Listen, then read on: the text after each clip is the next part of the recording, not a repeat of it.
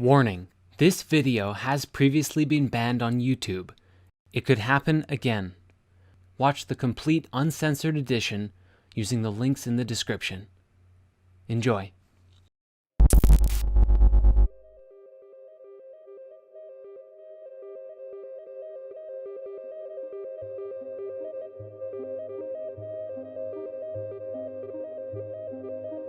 Welcome to what may very well be one of the most important videos we've ever made.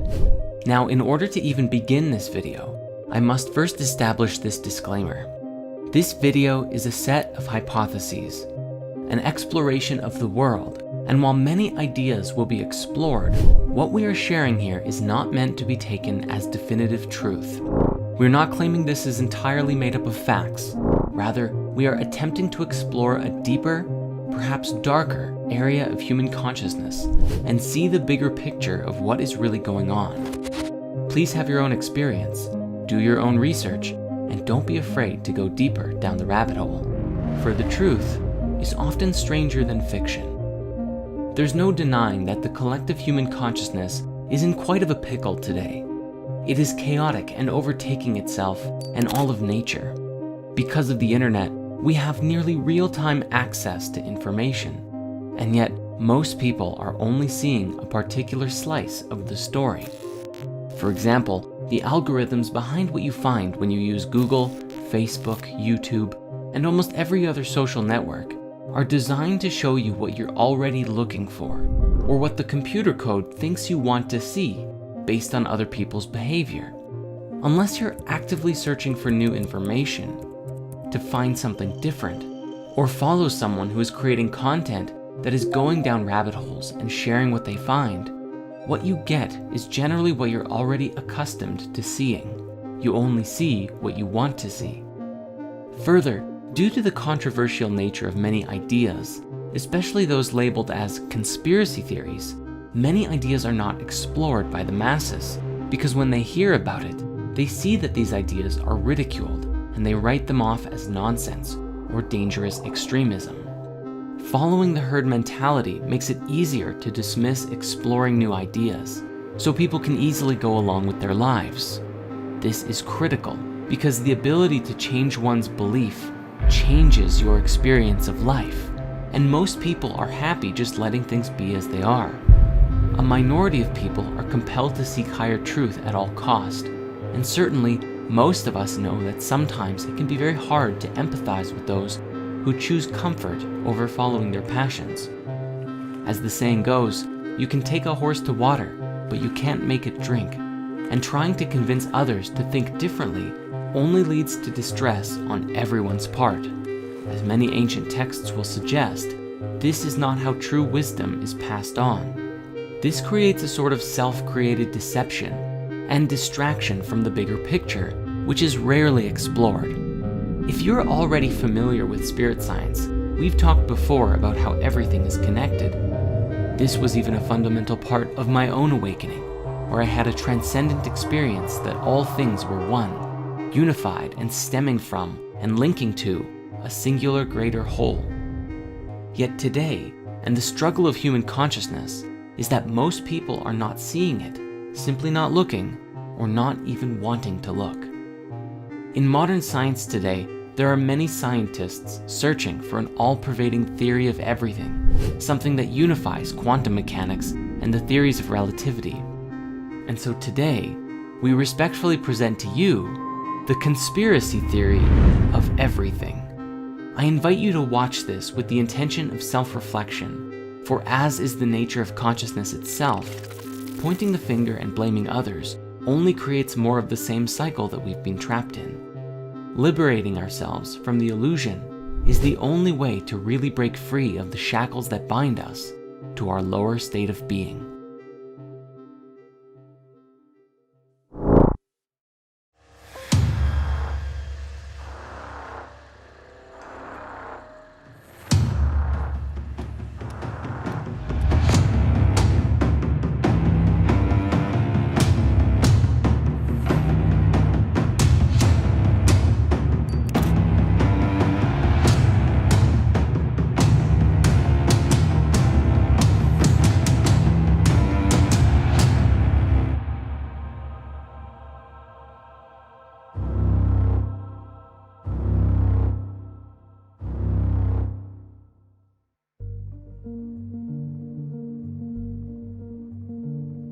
Our conspiracy theory of everything begins first with the demiurge.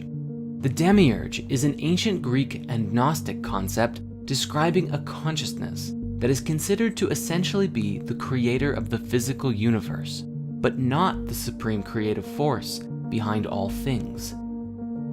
A good way to explore this idea is through The Matrix, a science fiction story that suggests everything we think we know of as the real world is nothing but an illusion, a false world within which most are imprisoned, unable to effectively identify what is real. As people go about their day-to-day lives, they think that their world is authentic, but that every individual is truly plugged into an artificial reality severed from the real world. While people suffer, there is a tremendous benefit to the ruling overlords, who in the film were a form of AI. As it relates to us, this AI is in essence the demiurge. The demiurge was described as a force, a deity, or a consciousness who was responsible for the creation of the physical world and reality. However, in a way, it had imposed itself over top of the true reality, the supreme oneness that created all things. In this, it was a false god who had assumed authority over the world, masking the living beings, namely us, from the supreme truth, the highest order of creation, and making us believe that what we experienced as real, the physical reality that we are a part of, was the true, authentic reality, even though it wasn't. Depending on the school and belief of different Gnostic sects, the demiurge was either seen as something malevolent, deliberately trying to deceive us, or something that was simply ignorant or misguided of its place in the universe and the rest of creation, which led to us becoming lost in the illusion as a result. Said in simple terms, the demiurge was the force behind the physical universe, but within our consciousness, so long as we perceived that which is physical to be real, we were slaves to the illusion of the false or at least incomplete reality. To that end, these ancient people, at least those who are part of the ancient mystery schools, believed that the physical reality was an illusion. They sought to liberate themselves from the illusion of reality through varying spiritual practices, from meditation to plant medicine ceremonies and everything in between, in order to connect with higher realms of existence and break free of the false world by finding the truth, the supreme oneness within. This is because even the demiurge and the physical universe still stemmed from the supreme oneness, and the light of truth could be found within. Known to the Gnostics as Sophia, meaning wisdom in Greek, it was the act of awakening this divine spark within us that would return us to the higher realms, which became the ultimate goal of many Gnostic schools. This is where we find the roots of enlightenment and light concepts from around the world, which teach that within this world of suffering, we can release ourselves from the illusion through various forms of mastery and self-discipline, both physical, emotional, and mental. This, of course, takes considerable effort and intention to do so. In essence, transcendent people do what is hard, and that's why their lives are easy. People in suffering do what is easy, and that's why their lives are hard.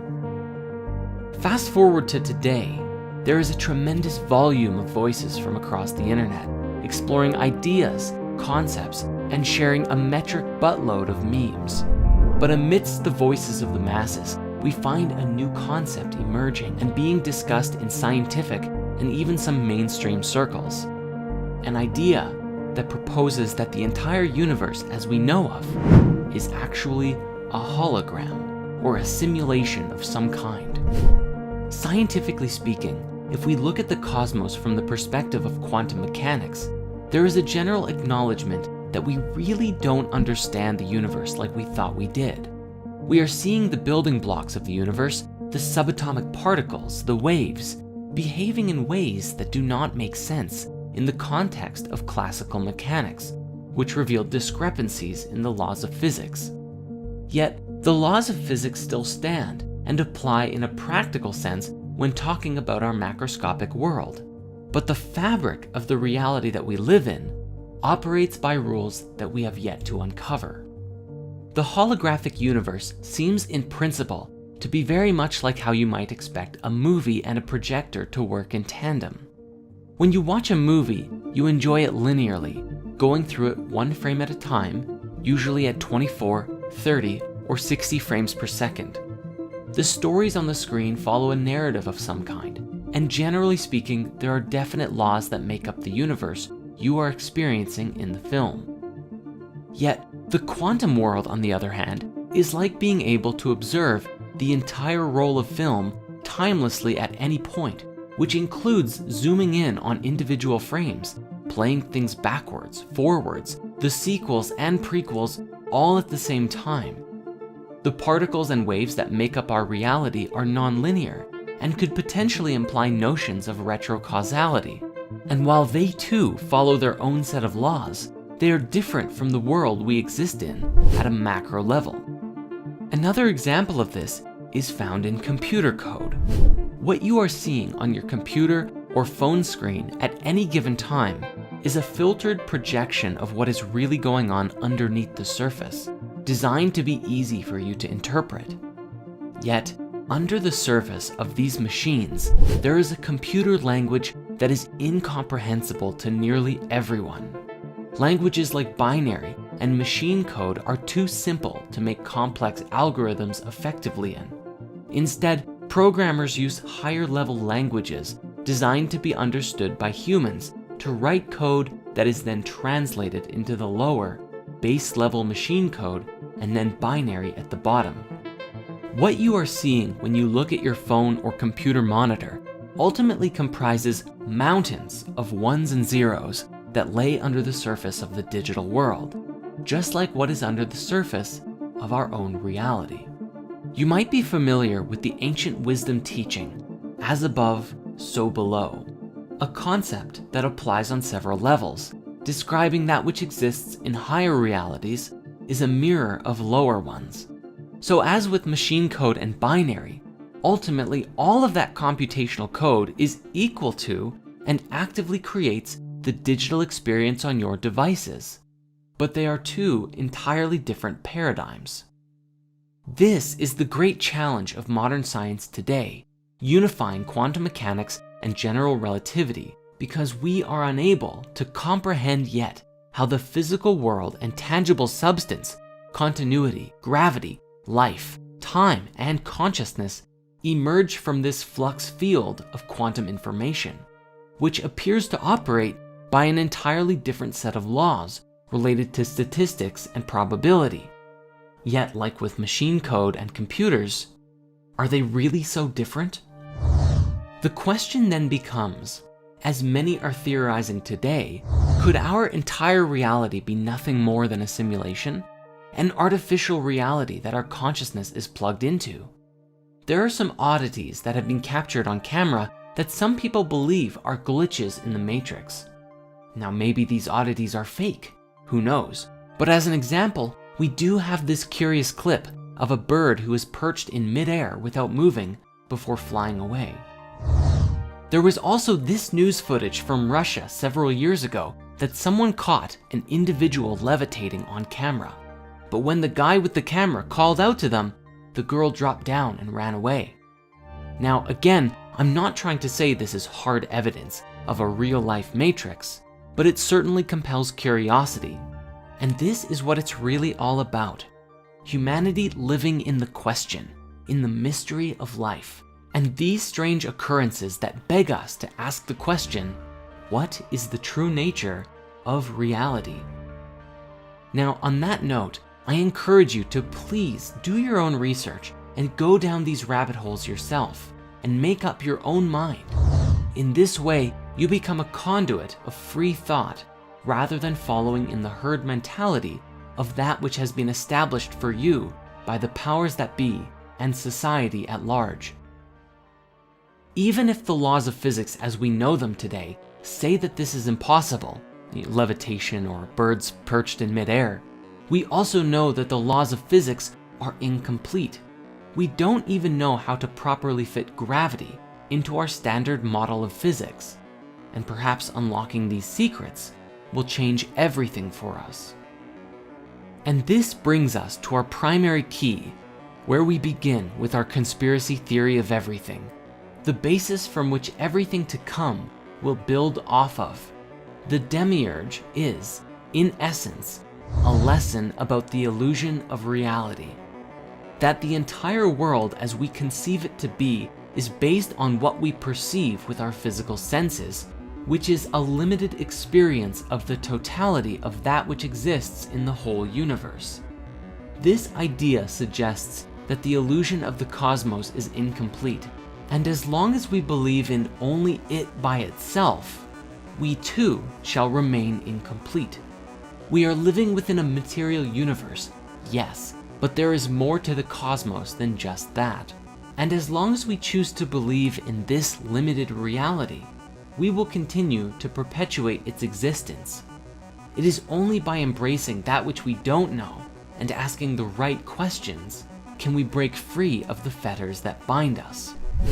In the Emerald Tablets of Thoth the Atlantean, there is a great deal of discussion that describes the human soul as a light trapped in the veil of the night, a metaphor suggesting that the night is the illusion of separateness, the soul disconnected from the supreme oneness, or simply trapped in illusions in general.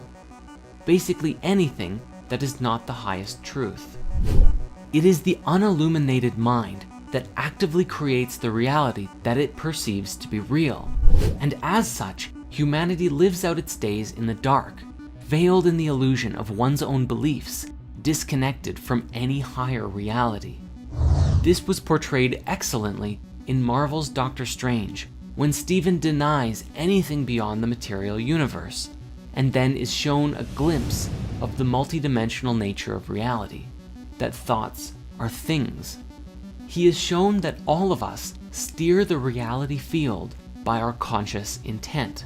But yet, as we become complacent in the creation of our lives, we give up control of the driver's seat. But then the question is, who is driving the ship? Literally anyone and everything else.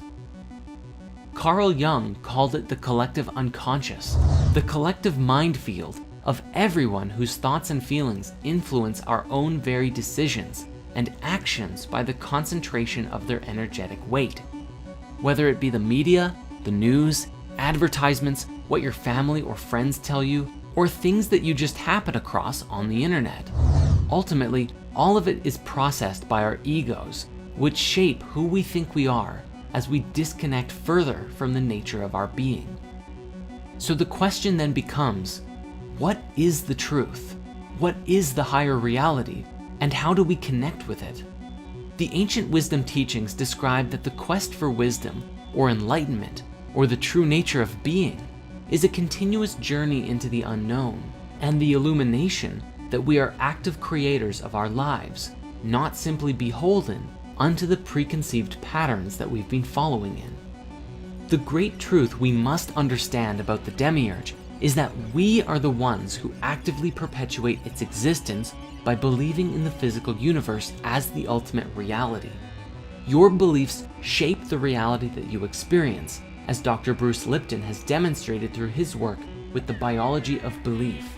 The beliefs and ideas that we hold in our minds can be scientifically proven to affect how our DNA and cells express themselves. If you believe you are a lowlife with nothing going on and will die alone and miserable, guess what kind of life you will lead? If you believe you can change the world, guess what kind of life you will lead?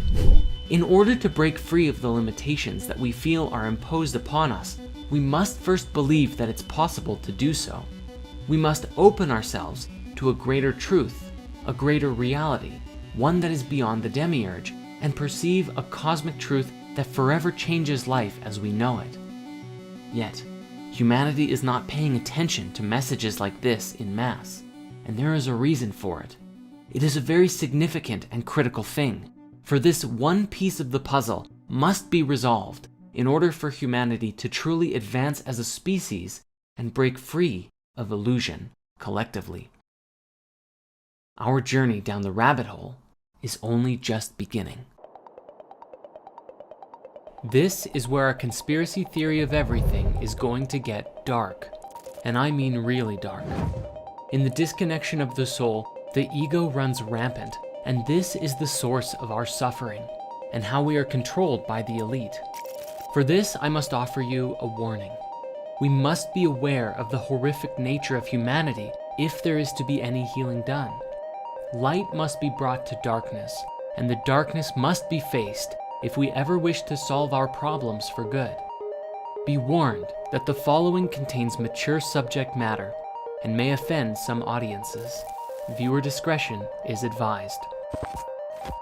There is a sickness deep in the heart of human consciousness, a putrid evil that is running rampant through the underbelly of modern society, rarely seen or discussed in public, but is the ultimate source of all of our misery, our suffering. This evil masks itself on the surface appearance of the world, with the pretense that everything is okay, life is good, and look at all of the fun that we're having. However, this illusion is as false a reality as the demiurge, and in fact, they are simply a reflection of each other. As above, so below. This evil takes its roots on many levels, and one of the darkest ways that it manifests is in the form of sexual energy manipulation and pedophilia.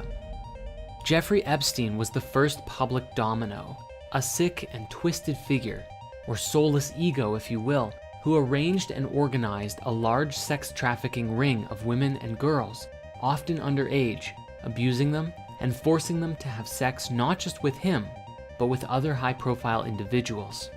Most notably was Prince Andrew of the British royal family, with an accusation from a woman named Virginia Roberts that Epstein forced her to have sex with the prince on at least 3 separate occasions.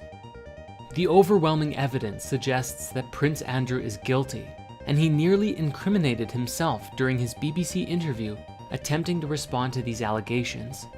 In the interview, Prince Andrew claimed that his final meeting with Epstein was purely to tell him, "I am cutting off contact with you," and then proceeded to stay at Epstein's place for 3 days while young women were observed being brought into and out of the home repeatedly during that time. When questioned why he stayed there for 3 days, he claimed that it was purely a convenient location to stay while he was in town, and never saw any of these women, despite a claim that observed him getting a foot massage from a young woman inside the house during that time.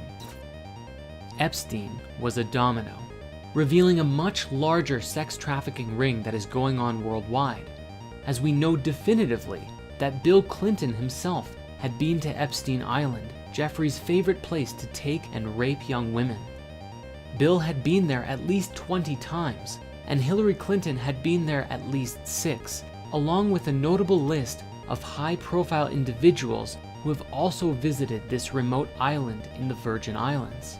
The question then is, how big and how deep does this really go? If Prince Andrew, the Duke of York, was this heavily involved with Epstein, who else might be connected with this network of pedophiles and rapists? The Epstein scandal was akin to tripping over something big, and it's up to all of us to pull back the curtains and reveal what's really going on.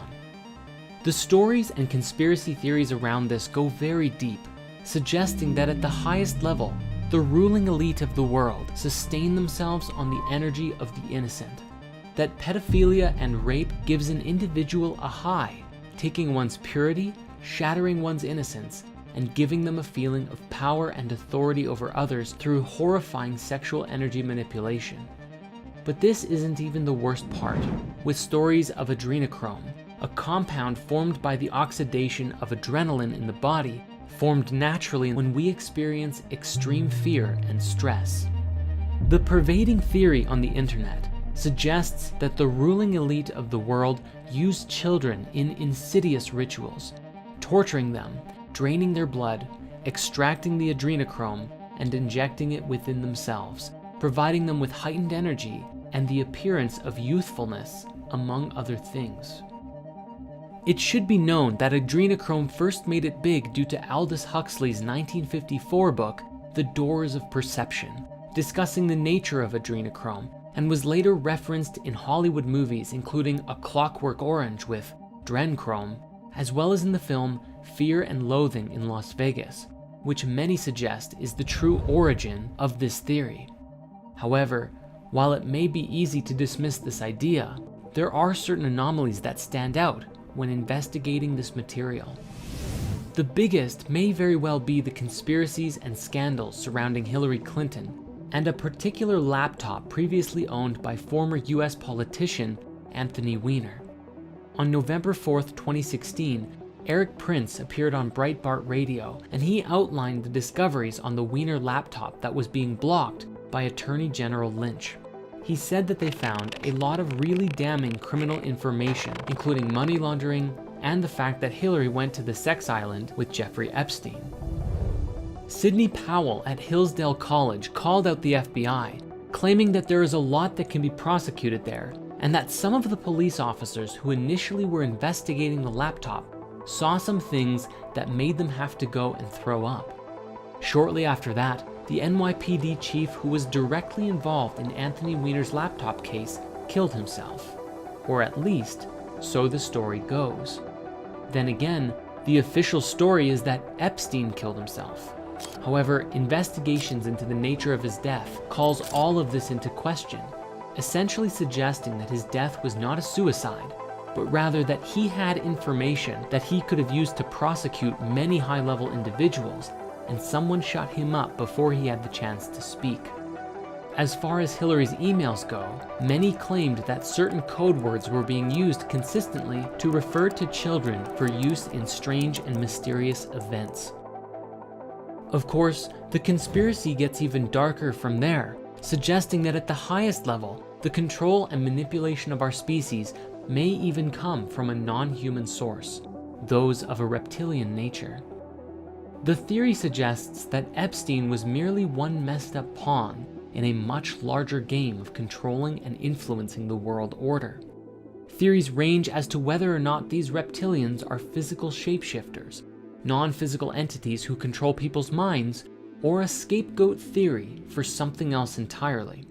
The idea itself was illustrated very well in the movie They Live, showing people as weird aliens who used a particular signal from a radio tower to mask their appearance from the public, but were otherwise living among us and enslaving our mass consciousness. And you can watch our video breakdown of this movie right here on our channel. Nevertheless, the ones pulling all of the strings today are generally called the Deep State, the manipulative group controlling human consciousness through nefarious means. But with that, the mysteries of who is behind all of this aside, how exactly do the world elite control human consciousness? Due to the sheer volume of control mechanisms, here we're going to provide a lighter overview, and you are encouraged to explore these as you see fit. Fear and scarcity. At the highest level of control, fear is one of the most easiest methods to control the population in mass.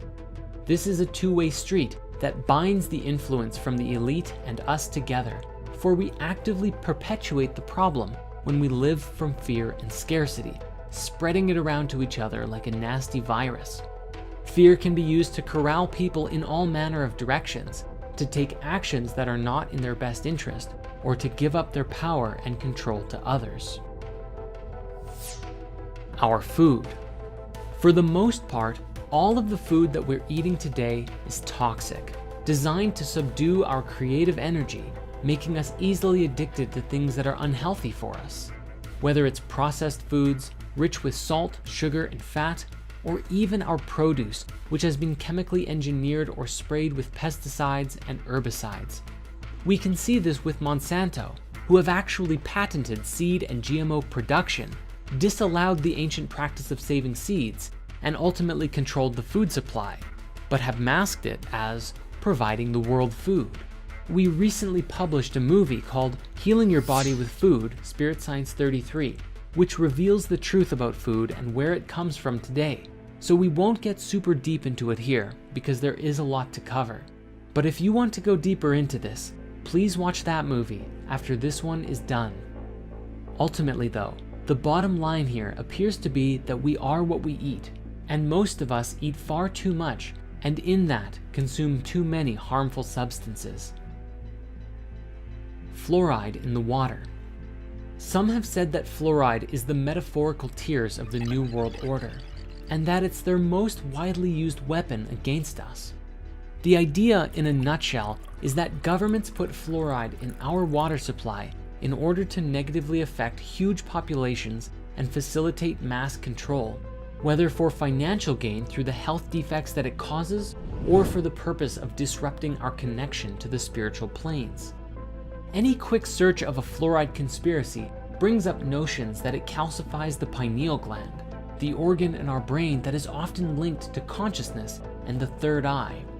The idea of the pineal gland being linked with consciousness originally came from the French philosopher Descartes, who argued that the interaction between non-local consciousness and the physical world occurred inside of it. If you dig into why water fluoridation began, you find a convoluted, suspicious mess, mostly centering around the aluminum production company Alcoa, who supposedly had a lot of toxic waste to spare that took the form of fluoride as a byproduct of aluminum production. After a single biochemist who was sponsored by them showed in a lab that fluoride affects cavities in rats in 1939, so the story goes, the first public proposal that the US should fluoridate its water supplies were made, not by a doctor, but by an industry scientist. Nowadays, our water is fluoridated in over 24 countries, mostly in the Western world. According to chemist and researcher Charles E. Perkins, who wrote the book The Truth About Water Fluoridation, repeated doses of infinitesimal amounts of fluoride will in time reduce an individual's ability to resist domination by slowly poisoning a certain area of the brain, thus making them submissive to the will of those who wish to govern them.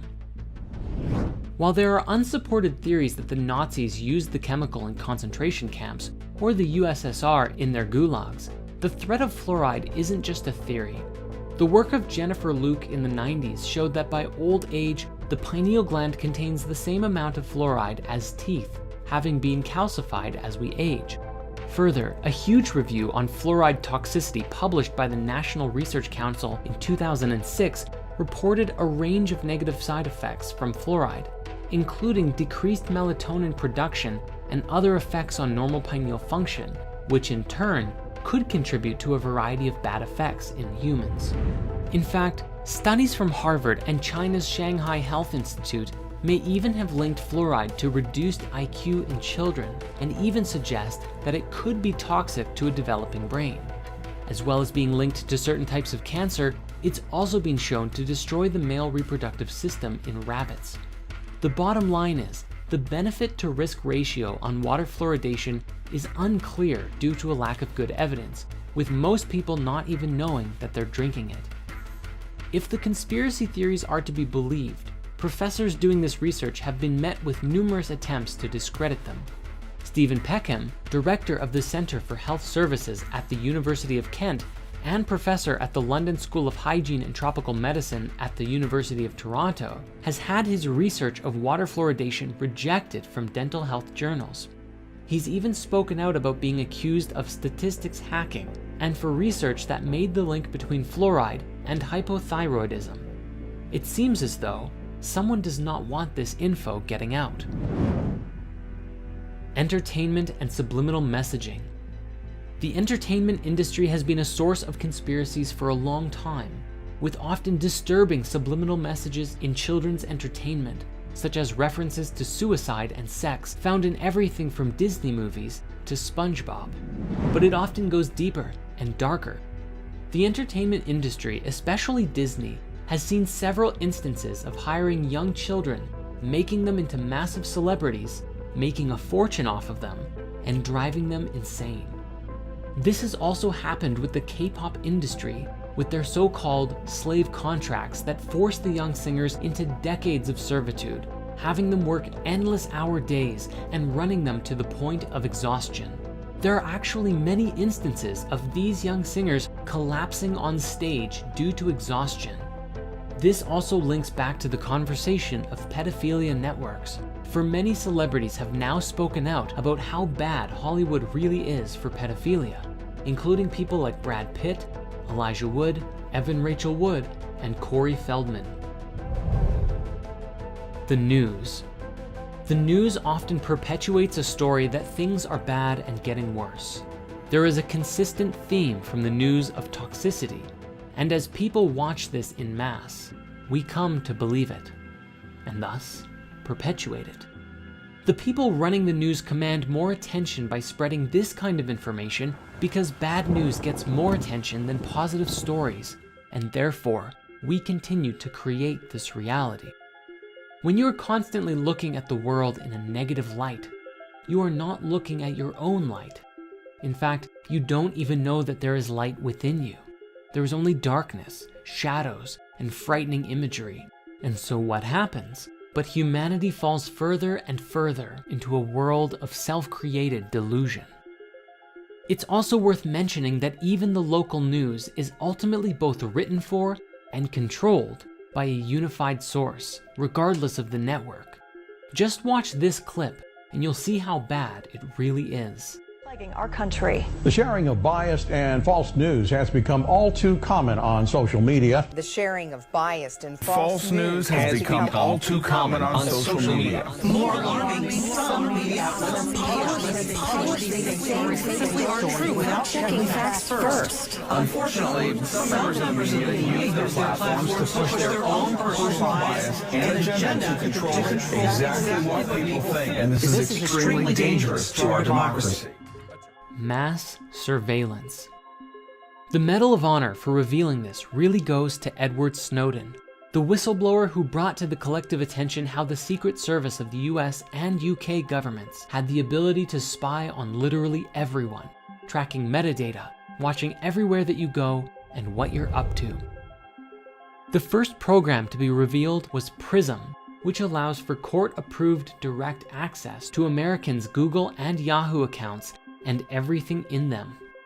Then came Tempora, a British Black Ops surveillance program run by the NSA's British partner, GCHQ. This includes stuff like call databases, numbers, text messages, and even a secret court order requiring Verizon to hand the NSA millions of Americans' phone records daily. One of Snowden's most frightening statements came in 2013, when he explained that by using the X-Keyscore program, I, sitting at my desk, could wiretap anyone, from you or your accountant, to a federal judge or even the president, if I had a personal email. The NSA's top secret black budget, obtained by Snowden, exposed the successes and failures of over 16 spy agencies comprising the US intelligence community, and revealed that the NSA was paying US private tech companies for clandestine access to their communications networks. All in all, it was revealed that the NSA was harvesting millions of emails and instant messaging contact lists, searching email content, tracking and mapping the location of cell phones, undermining attempts at encryption via Bull Run, and that the agency was using cookies to piggyback on the same tools used by internet advertisers to pinpoint targets for government hacking and to bolster surveillance. And yet, after all of this info being dropped, it has mysteriously disappeared from mainstream discussion. Our belief systems. We do it to ourselves. At some level, we have to take responsibility for ourselves. As easy as it may be to point the finger at the ruling elite, and there's no question, justice must be served, we must also recognize ourselves as a part of the problem through our own beliefs, herd mentality, and lack of mindfulness and unwillingness to strive for wisdom. If we wish to truly be a part of the solution, I know you've heard this before, but it's more serious than ever. Be the change you wish to see in the world. As Bruce Lipton has demonstrated with his groundbreaking work in epigenetics, our very beliefs affect our biological systems in deep and very impactful ways. If we can believe we can live a happy life, then we can. And if we believe that it's impossible, then we actually shut off ourselves and our bodies from receiving and experiencing satisfaction. Further, people will often try and rope their friends into their belief systems in order to validate their own opinions and perspectives. And so what we're dealing with here is a mass field of consciousness that is trying to push its beliefs onto everyone else, and the truth is muddled and lost. Generally speaking, all of this unconsciousness keeps us small, and we do it to ourselves. The collective mindset often appears to lack any interest in education, learning, wisdom, or connecting with truth, and in this may compel us to outrageous levels of stupidity. Now, at some level, we must be able to laugh at ourselves, because humans are notorious for often doing very dumb things. And in today's day and age, these things are often captured on camera and shared for all to see, which fills up Reddit and YouTube channels to no end. For example, scrolling through Reddit's Our What Could Go Wrong channel will bring endless laughter at the ridiculous things that people do every day. Yet, it is also a clear reflection of our lack of ability to generally exercise a higher consciousness on a regular basis. If we really want to evolve, we have to do better. From the very top of the chain to the very bottom, it seems clear that there is a problem. At the beginning of this chapter, we said that there is a sickness running through the underbelly of human consciousness. And while we have explored the idea that this sickness may be perpetuated and inflicted upon us by a demonic consciousness, whether it's sick, twisted psychopaths, a reptilian species, or demonic entities themselves, the truth is that we actively perpetuate it by staying asleep, pessimistic, and disconnected. And such is the nature of this chapter within the conspiracy theory of everything. Upon exploring the spiritual path, we can see that we remain complacent due to the disconnection of our souls. For when we live just from the ego, we live as self-centered, materialistic, pleasure-seeking beings who do not actively perceive or care for the search for anything greater. The soul is the voice of truth, love, and compassion within you, the most authentic and highest version of you. It is the eye of awareness within your heart that connects you to everything, that sees and knows that all things are connected. However, in mass, there are so many who are disconnected from the soul and don't even believe that it exists. Thus, ideas like this are often ridiculed and demeaned by the masses, which further perpetuates the soulless body of human consciousness running rampant. A body of ego.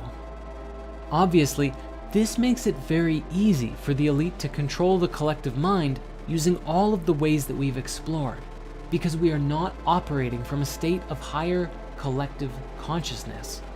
Rather, we are operating as if we are chickens with our heads cut off.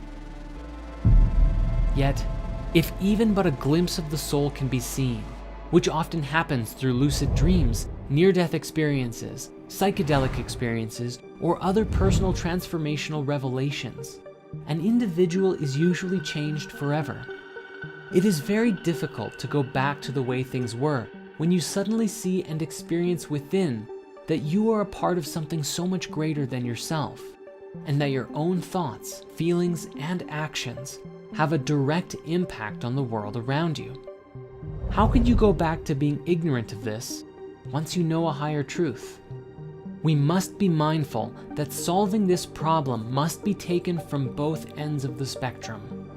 Those who are perpetuating the crimes against humanity, the mass manipulation, the pedophiles, the rapists, the murderers, all of them must be brought to justice.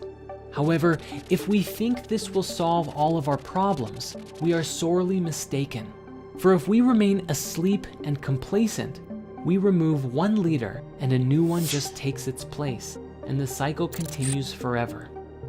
Thus, the other half of the equation is that we must also take it upon ourselves, each of us, to evolve our way of thinking, to heal the connection with our soul, and to be examples of what it means to be virtuous, soulful, and compassionate. But again, this is only still just the beginning, for our journey of waking up also stands in alignment with the evolution of technology and the introduction of new tech that will forever shape the future as we know it.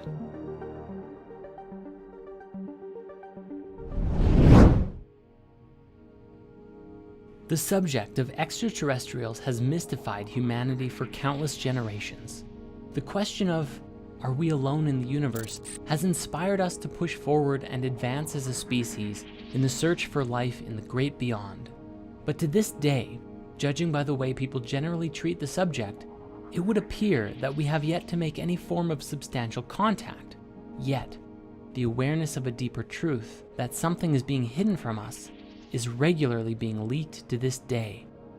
Let's start with some basics, which would be UFOs, which we all know stands for Unidentified Flying Objects, or as they're starting to be called today, UAVs, Unidentified Aerial Vehicles. It was shortly after the 2 atomic bombs went off during World War II that UFO sightings spiked around the world. Hundreds of reports of UFOs began to emerge in the decade that followed the incident, and it was in 1947 in Roswell, New Mexico, that things got really interesting. Reports of a UFO crash landing in the shape of a flying disc inspired tremendous interest in possible alien activity as the US military quickly quarantined and cleaned up the site, claiming it was simply a weather balloon. This was really the beginning, and today, thanks to modern technology, especially cell phones, we have access to thousands, if not tens of thousands, of seemingly unexplainable UFO sightings from around the world. My own personal favorite is the Dome of the Rock incident from 2011, where several independent people caught footage of a bright, glowing, and oscillating orb that descended over the Dome of the Rock in Jerusalem. After hovering over the sacred temple for several moments, it shot upwards with tremendous speed, disappearing into the sky. In more recent times, a video that was leaked several years ago was released by none other than the Pentagon, featuring 3 separate accounts of US military pilots attempting to track and follow incredibly fast-moving aerial ships, without any clue as to what they were.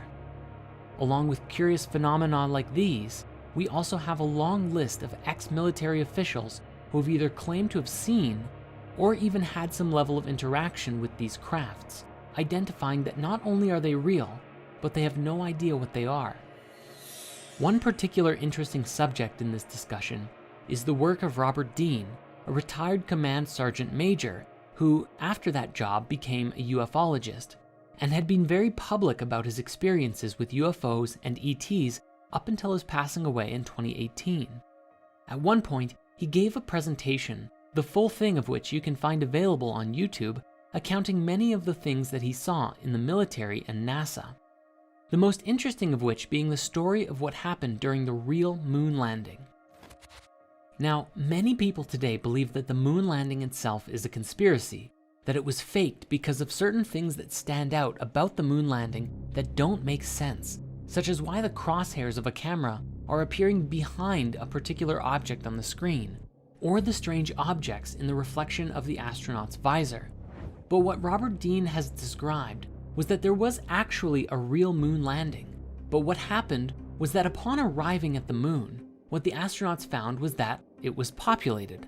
There were, according to him, little alien people walking all over the place, ships flying through the, well, I'd call it air, but I guess they don't have oxygen up there, do they? This was such a shock to the astronauts that after their visit they returned back with 40 rolls of film of what they saw, and NASA supposedly destroyed it. The thinking seems to be that the revelation of this truth was so out there that NASA buried the truth because of what would happen to the world if this was to get out.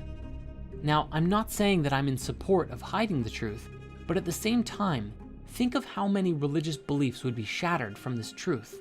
How much chaos would be caused if all of a sudden, our entire global paradigm was to change in an instant. Again, I'm not saying that they're destroying the footage, if it did happen, was a good thing, but at the very least, trying to see things from every perspective.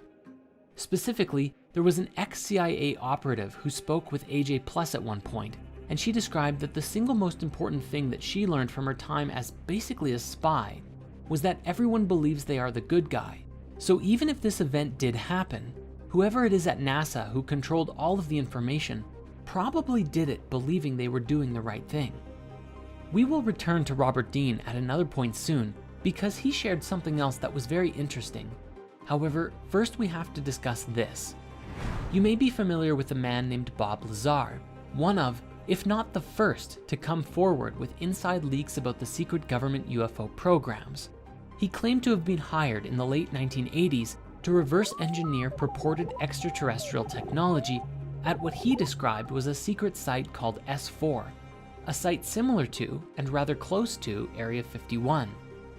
He described that he had access to a recovered UFO ship and for several years was attempting to discover the secrets of how it worked. Lazar claimed that the propulsion of the studied vehicle was fueled by the chemical element with the atomic number 115, known today as moscovium, or E-115, which at the time was named unumpentium, since it hadn't been created yet. However, it was first synthesized in 2003 by a joint team of Russian and American scientists for real. He said that the propulsion system relied on a stable isotope of E-115, which supposedly generated a gravity wave after being excited by livermorium, element 116, during proton bombardment. He argued that the decay products brought about by the reaction between the two elements would include gravitons, a hypothetical quantum particle that is thought to be responsible for gravity. In his new Netflix documentary, he used the analogy that the craft is kind of like a bowling ball. If you were to put a ball onto a piece of fabric or your bed sheet and then proceeded to push down on the areas around it, the bowling ball would fall forward into the bends and gaps that you create around it. In this way, the craft would kind of just fall through space by distorting space-time around it, like in a continuous rolling motion. This is what allowed the vehicle to fly and to evade visual detection by bending light around it. He said it levitated silently, and when it was activated, he was unable to even put his hand on it, because the force would repel his hand away like a strong gravitational field. According to intel that he received while at S4, the ship, which was one of 9 that the military had access to, was originally from the twin binary star system called Zeta Reticuli, and had belonged to the Greys, which are the most common visual of aliens that we generally see today when you think of what an alien might look like. We even have an emoji for it. He also explained that the way that the military worked was so secretive that they wouldn't even let the various divisions studying the craft to communicate with each other, so progress on reverse engineering the technology was very slow. While one group would be working on controls, another on propulsion, and another on, well, you get the picture. But due to this isolation, they wouldn't easily be able to identify how the different parts of the ship were interconnected and worked together, and thus reverse engineering became very difficult. This was especially challenging because supposedly the ship was entirely interconnected. There weren't really any moving parts. It seemed to be one singular solid object. The seat and floor and panels and walls were all one singular material, with no sharp edges anywhere, an entirely different kind of machine than anything we're used to today. Now, after Lazar came out publicly about this, his life fell apart. Many people quickly looked into his life and found that he seemingly never had any of the education degrees that he claimed to have had. Yet, upon deeper investigation, documents stored away in his old university proved that he was telling the truth. Bob explained that after he came out publicly, he received a phone call from his ex-employers who said, "Do you have any idea what we're going to do to you now that you've done this?"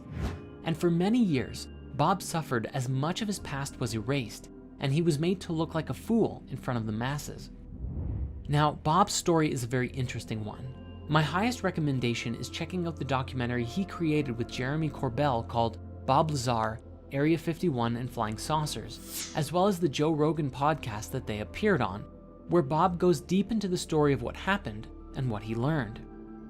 But Bob isn't the only one to come forward with some fascinating stories, and this brings us to Dr. Stephen Greer, who founded the Center for the Study of Extraterrestrial Intelligence, or CSETI, in 1990 to create a diplomatic and research-based initiative to contact extraterrestrial civilizations, along with the Disclosure Project in 1993, a research project devoted to disclosing to the public information that the government and military supposedly have had regarding the existence of UFOs and ETs. The organization claims to have over 3,000 confirmed reports of UFO sightings by pilots and over 4,000 proofs of what they describe as landing traces, evidence of UFOs landing on the Earth and leaving behind a sort of electromagnetic signature. If we pair this with what Bob Lazar said, it's entirely possible these ships could be bending light, entirely invisible to us, though perhaps not high-level military scanners. Dr. Greer also appeared on the Joe Rogan podcast many years ago and explained some very interesting things. What he received from a collection of over 30 documents from the NRO, NSA, CIA, FBI, and presidential briefings was that the way that these ships work and the way these ETs understand the universe is leagues beyond our own. What he described was that while today we believe that light is the fastest thing in the universe, this is only a barrier, and on the other side of the speed of light are laws that are governed by some sort of super consciousness, and that it is from this higher awareness that interdimensional travel becomes possible, and you can move throughout the universe nearly instantaneously without worrying about the speed of light, which is simply too slow to travel at if you're going from solar system to solar system, or especially across the galaxy, or even between galaxies. This is incredibly important to us because it's relative to the idea that consciousness and conscious thought actively steers the field of reality that creates the experiences that we have. This is a subject we will return to shortly. However, this conversation has one massive implication. You see, one thing that Dr. Greer explained was that the significance of alien life to us isn't really all about ETs at all, but about technology. The very instant that it became available would completely transform life on Earth forever. Imagine suddenly being able to travel to distant planets or explore the universe, and forget about having power to fuel the entire world's energy requirements forever. You'd have enough power to blow up a planet if you wanted to. This has tremendous implications to it, and may even be part of the reasoning for keeping the technology hidden for now. The question arises, is this technology hidden so that only the secret rulers of the world can have it? Or is it because humanity is not yet ready to inherit such a gift? One final piece in the ET and UFO conspiracy is the concept of the hoaxed alien attack.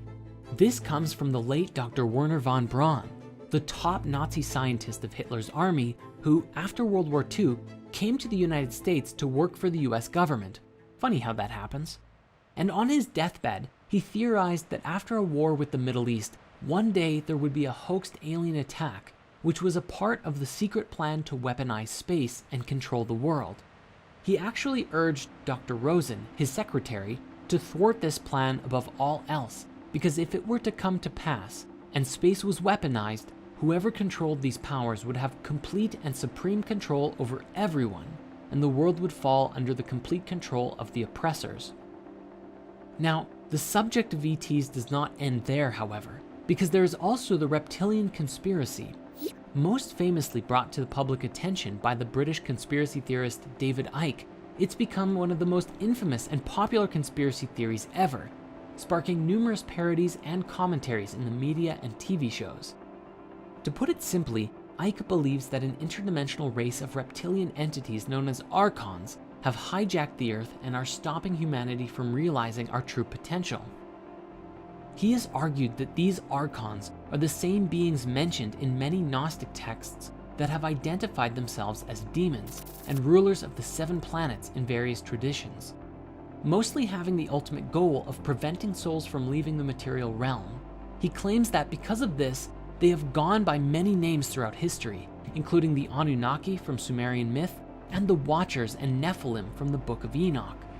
He argues that human sacrifice to the gods in the ancient world was actually for the reptilians' benefit, especially the sacrifice of children, because he tells us that at the moment of death by sacrifice, a form of adrenaline surges through the body, accumulating at the base of the brain, and is apparently more potent in children, something that is today reminiscent of adrenochrome.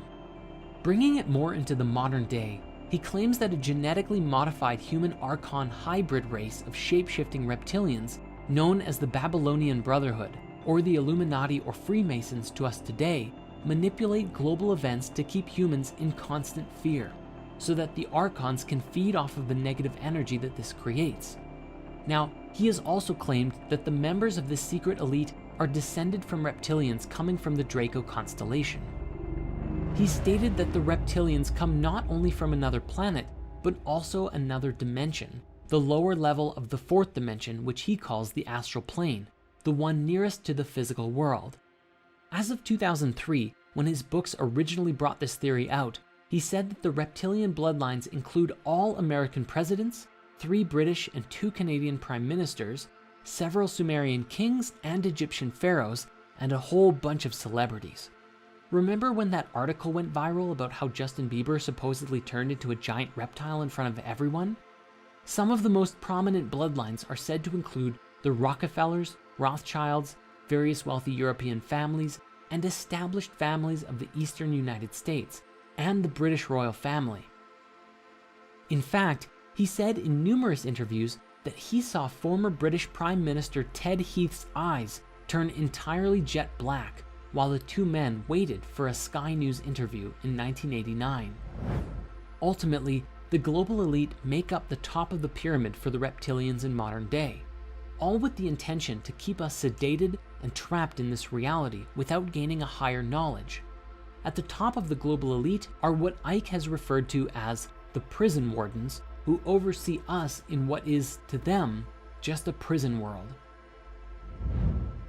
Along with the New World Order, their main goal is apparently to create a microchipped population, a one-world government, and a global Orwellian fascist state, a brave new world, which he claims will be a post-truth era where freedom of speech is denied. And how are they planning to do this, you might ask? Well, if Icke is to be believed, then the Brotherhood either created or controls everything. Things like the United Nations, the International Monetary Fund, Round Table, the Council on Foreign Relations, Chatham House, the Club of Rome, the Royal Institute of International Affairs, the Trilateral Commission, and the Bilderberg Group, as well as the media, military, CIA, MI6, Mossad, scientific publications, most religious doctrine, and even the internet. In other words, they control every aspect of our society and can make us believe what they want, when they want. Before we move on, I think it's important that we now revisit Bob Dean and a particularly interesting story that he shared during the European Exopolitics Summit in 2009. He described that he was attending his son's retirement ceremony from the US Navy in Washington, D.C., and at this event, there were a great deal of active and retired generals, admirals, captains, and more. One particular retired Navy scientist approached him and said, "Hey, I know you. You're that retired command sergeant major who has opened up about the UFOs. I have a story for you, that my last government job was as a plasma fusion physicist at a top secret place outside of Las Vegas, and I was working there for 5 years with 2 guys who were not from here. They were from somewhere else, delightful people supporting us in figuring out plasma fusion, which equates to infinite energy forever." The man said, "After a few years of working with these guys, I approached one of them and asked, 'Okay, what do you really think of us, humans, as a species?' And the alien said, 'Well, since you've asked, we think you are a primitive, savage, and dangerous race.' The other alien, who was listening in, then leaned in and said, 'And you also smell bad.' And he explained that it's not really about our bodies, although yes, we have polluted our bodies and the earth to a wild extent, but that we also have a psychic odor about us. Our thoughts and feelings are so negative that other higher species find it terribly offensive." While this story is actually kind of funny, it's also something that we should take very seriously. According to the reports and expressions from many whistleblowers, the other species who are interacting with us are actually mostly benevolent, and if we can really listen to what they have to say and do some meaningful self-reflection, it may just help us to clear out our own negativity, release ourselves from any reptilian or other controlling influences, and put us into a position to meet some really cool otherworldly species.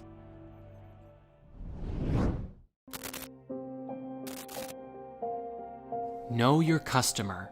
It's the de facto business mantra of our modern era.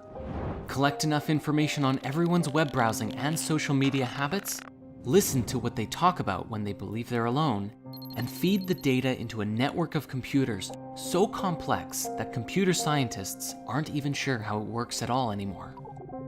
This complex neural network of computers, data, and programs are then linked to nearly all of us through the apps and web services that we use on a daily basis, spitting out products, content, and suggestions catered to individual desires better than anything that has ever been done before, keeping the masses glued and engaged on their phones, tablets, and desktops like nobody's business, and have been specifically designed to manipulate our thoughts and feelings in order to keep us using the apps longer, get our friends and family engaging, and spend more money in the process. This is our current reality. And what's more interesting, the business model is wildly successful and most people don't even know that they're a part of it. Where does humanity go from here? A cyberpunk dystopia? As technology continues to advance, there is concern growing in the minds of those who have freed themselves from the Matrix long enough to realize that there is an issue. As technology continues to evolve and humans become more integrated with it, the line seems to blur between what is real and what is not. Then again, if all of reality is an illusion anyways, does it even matter? Let us begin our exploration with the software that currently exists today that begins to blur the lines between reality and illusion. Deepfakes. Technology is just now reaching a point where we can produce videos of just about anyone saying or doing things that they otherwise wouldn't say. President Trump is a total and complete dipshit. Granted, this technology is still in its infancy, and while that clip itself can easily be identified as a fake, every day as it improves, it becomes more and more difficult to tell the difference between deepfake and reality. Even today, it's being used in nefarious ways, including making porn videos of celebrities by taking their faces and applying them to other bodies. As time goes on, we may exist in a world where across the internet could exist countless videos of famous people, celebrities, politicians, all saying things that they would never otherwise say. And what happens when it gets so good that nobody can tell the difference? The real and fake versions arguing over which one is authentic. But of course, this is only the beginning of our technological conspiracies and how we slowly lose touch with our world as we enter into new ones. One of the biggest growing concerns in the world is the belief that the powers that be are attempting to control everyone through advanced microchip technology. For while each of our mobile devices already track and monitor us, the microchips could be used to monitor and potentially even manipulate thoughts and emotions on a mass level, just like Facebook and Google are already doing today. The powers that be wouldn't just be watching you on the outside, they'd be able to monitor everything inside, everything about you, down to what you think about. This technology, combined with an AI that can associate complex combinations of states within your physiology, predicting future behaviors and affecting our perception and decision-making processes, a very scary and possible reality becomes available to us, one where we integrate with technology. As we know, this is already happening on some level right now, with the algorithms actively recording everything you search and serving it back to you on a silver platter. This, however, would be a far more invasive integration. And what's even crazier to consider is that people would do it voluntarily. You see, very few people are going to just allow this technology to be embedded in their bodies just so that the government can monitor them. Rather, just like with cell phones today, the microchip will be a no-brainer for people who are willing to receive the benefits of this tech. And the exchange? Intimate access to your personal information. Everything you see, think, feel, touch, taste, and so on. But what kind of benefits would there be? Well, at the earliest level, which Elon Musk has already announced with Neuralink, is that by connecting a very few tiny wires directly into your brain, they could theoretically overwrite neural patterns of depression, anxiety, and even help heal spinal problems, among other things. But in the grand scheme of things, and with a great deal of innovation, where this technology seems to go is into the realm of having a sort of telepathic link to the internet. When you have a question, instead of pulling out your phone and searching for the answers on the internet, you can access all of the information instantaneously about anything that you want. For others with the implant, you may find yourself connecting to others in a pseudo-telepathic kind of way, where your thoughts and feelings could be personally shared with others in real time, communicating beyond words, but with a language of images, pictures, and even sharing experiences.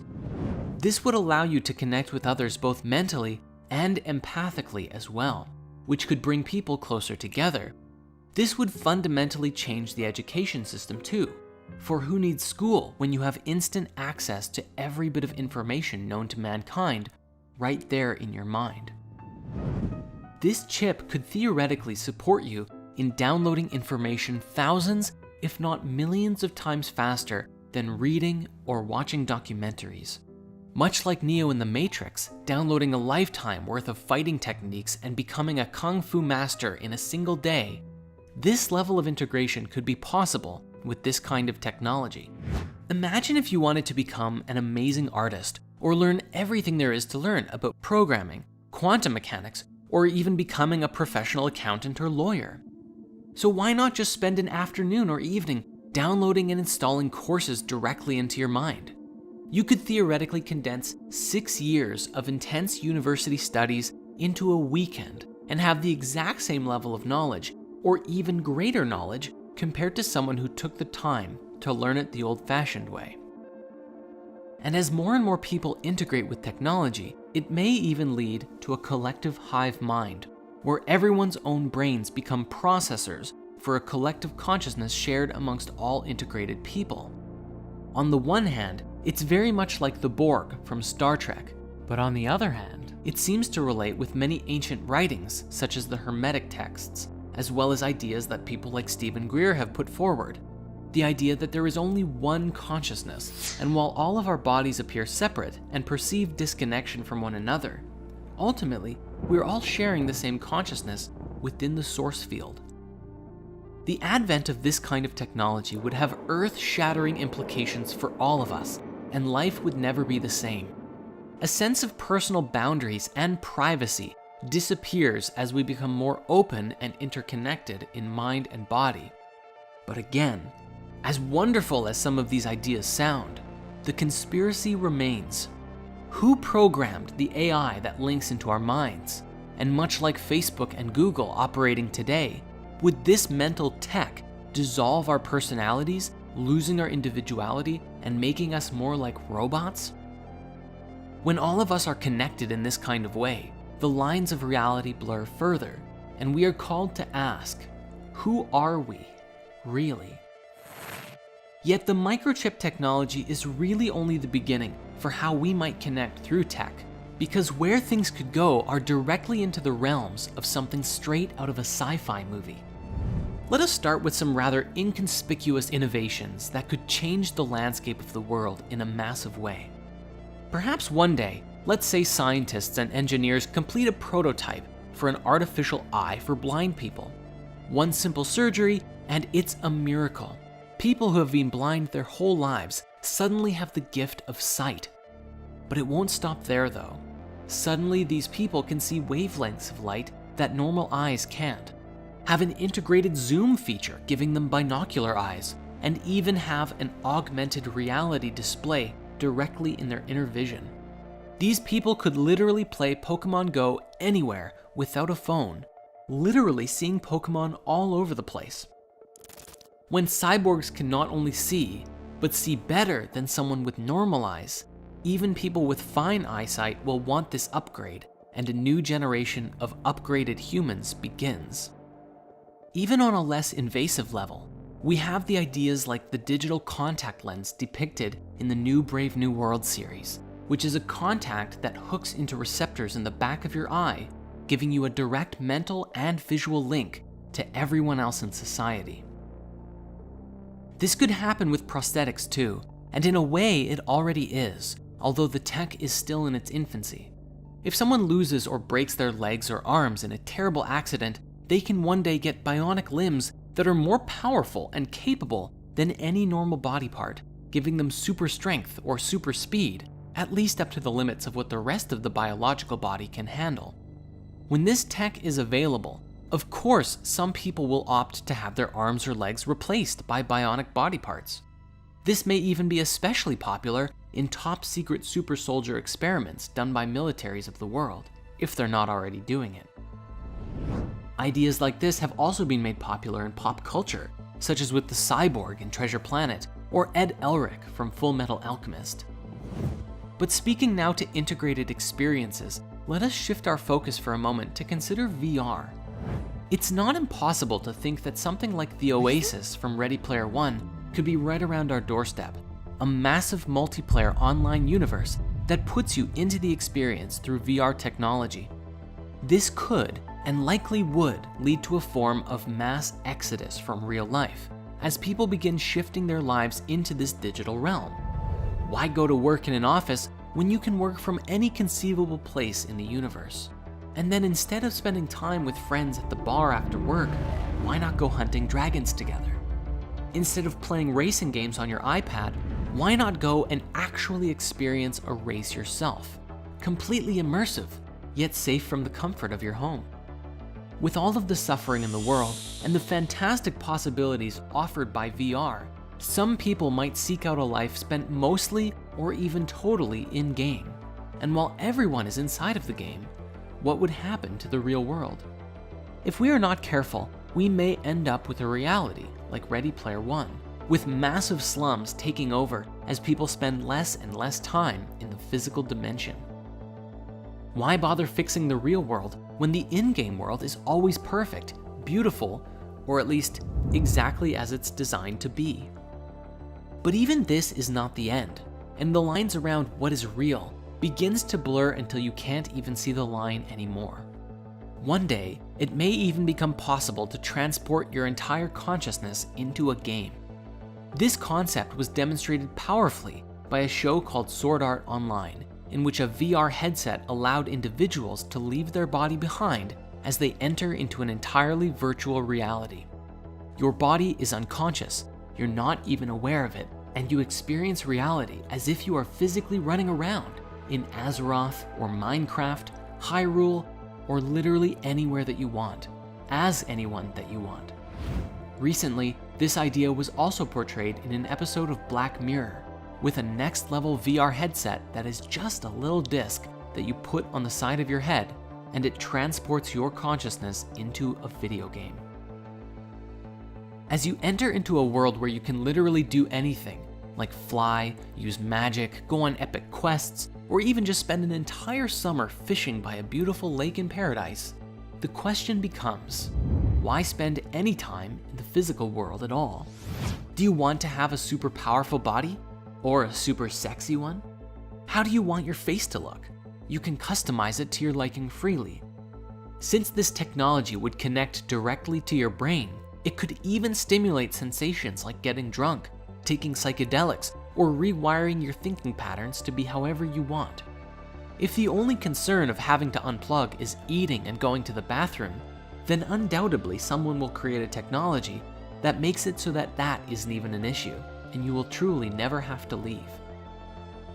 One might also wonder exactly what would happen to your physical body if you were to rewire your consciousness and brain inside of the game world. Would it change your body appearance at all?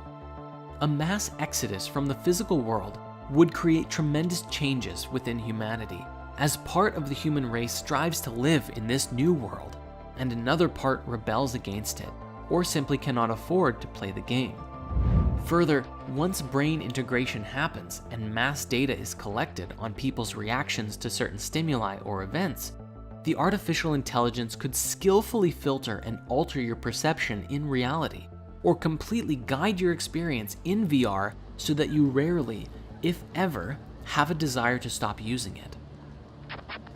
All this technology, especially putting your consciousness into a game, will at some point give the game creators an awareness of everything about you, your thoughts, your feelings, your choices, and it would allow anyone with the know-how to monitor you on a very intimate level.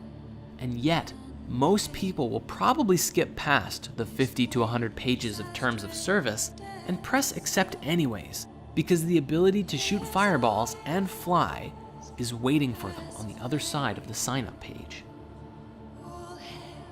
And seeing the pinnacle of all of this together, As humanity grows and becomes more advanced and can even create an entirely robot body, if we can transfer our consciousness, our thoughts and memories into a machine, then we could exist with a robot body just like Ultron himself.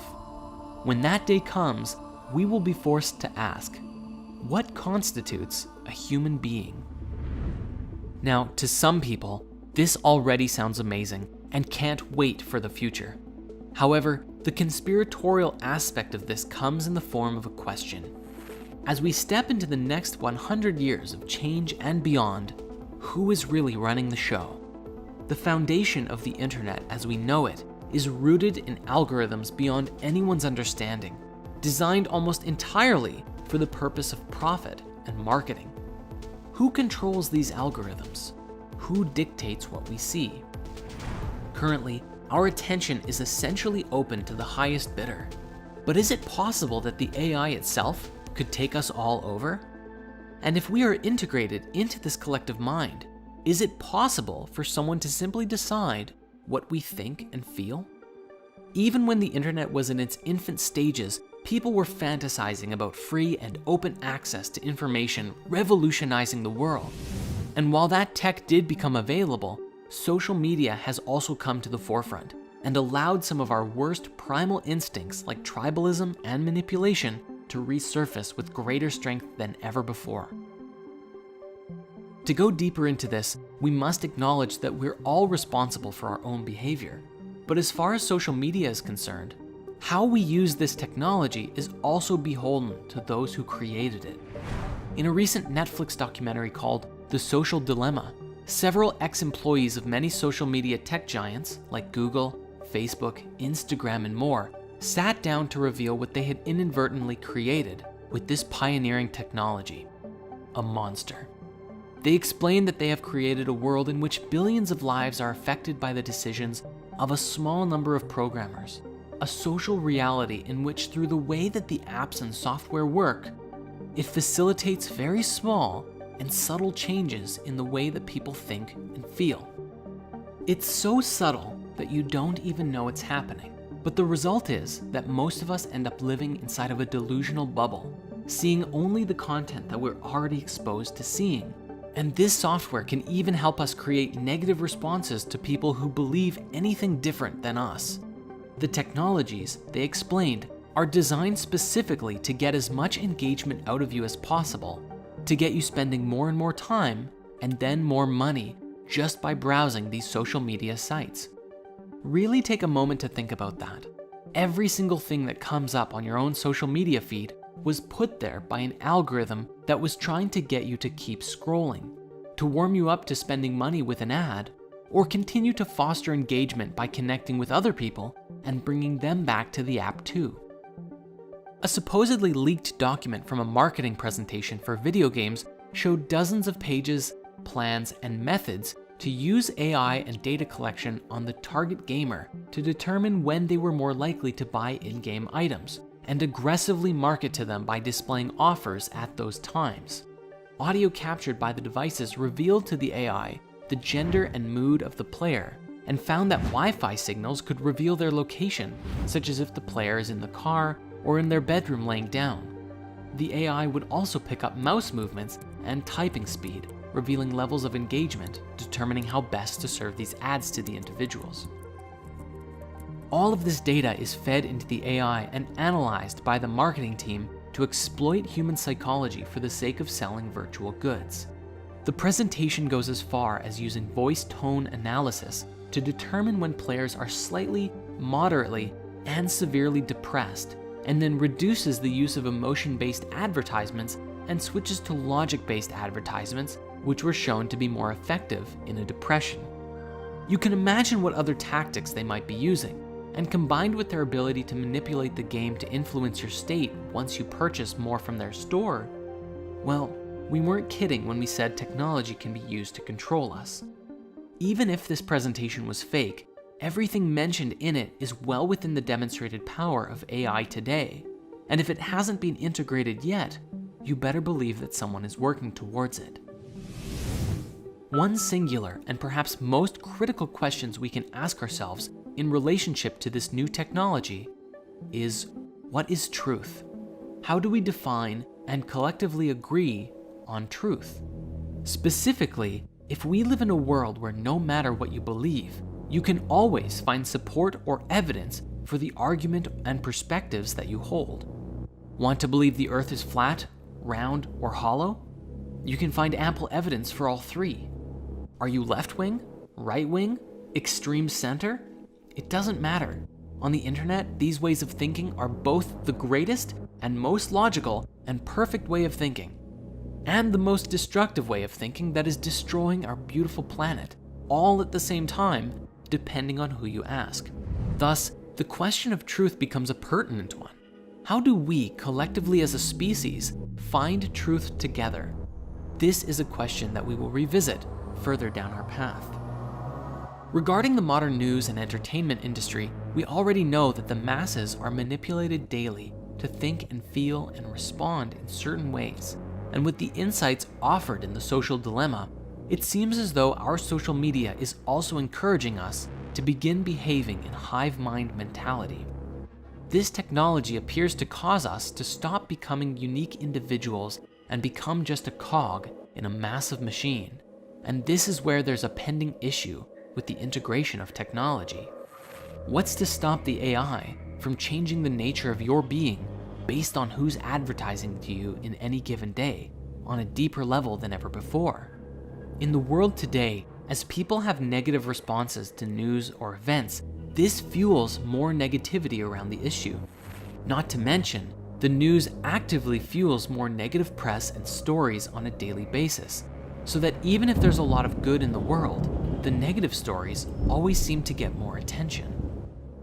Conspiratorially speaking, there is more and more evidence that shows that consciousness actively steers reality, that our focus and what we focus on dictates what kind of life we experience. People with hope for the world are driven to create things, but people who focus on all the negative stuff in their life generally have more anxiety around things that happen and become stuck in their own fear.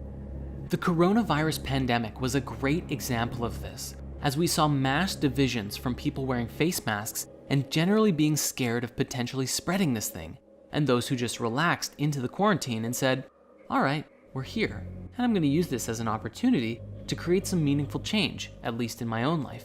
And they did.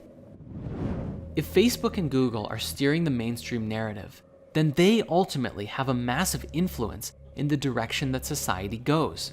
They could design their systems to create peace and prosperity in the world, but their core focus is profit, which is good for business. So why would they change their business model? This couldn't have been made more evident by a personal quote from Mark Zuckerberg, founder of Facebook, who actually said, "What's good for the world isn't necessarily what's good for Facebook." Yes, he really said that, and he owns one of the largest companies in the world, influencing the lives of billions. Even if humanity was connected digitally with all of this access to information, such as consciousness integration and all that, unless you were actively looking to download and install books and wisdom into your mind, it's all too likely that the focus of our collective mind could be hijacked by advertisements, entertainment, or other things. The exact same as how we are constantly distracted by social media today, and this could even be used to steer our species in the direction of whoever or whatever was pulling the strings. At this point, it almost appears as though this kind of technological integration is inevitable, and if you're conflicted about it, you're not alone.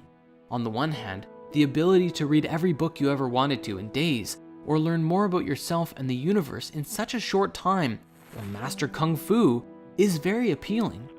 On the other hand, if your mind can be controlled or even forcefully steered in any direction by someone else, then is that really a paradigm that we want to be a part of?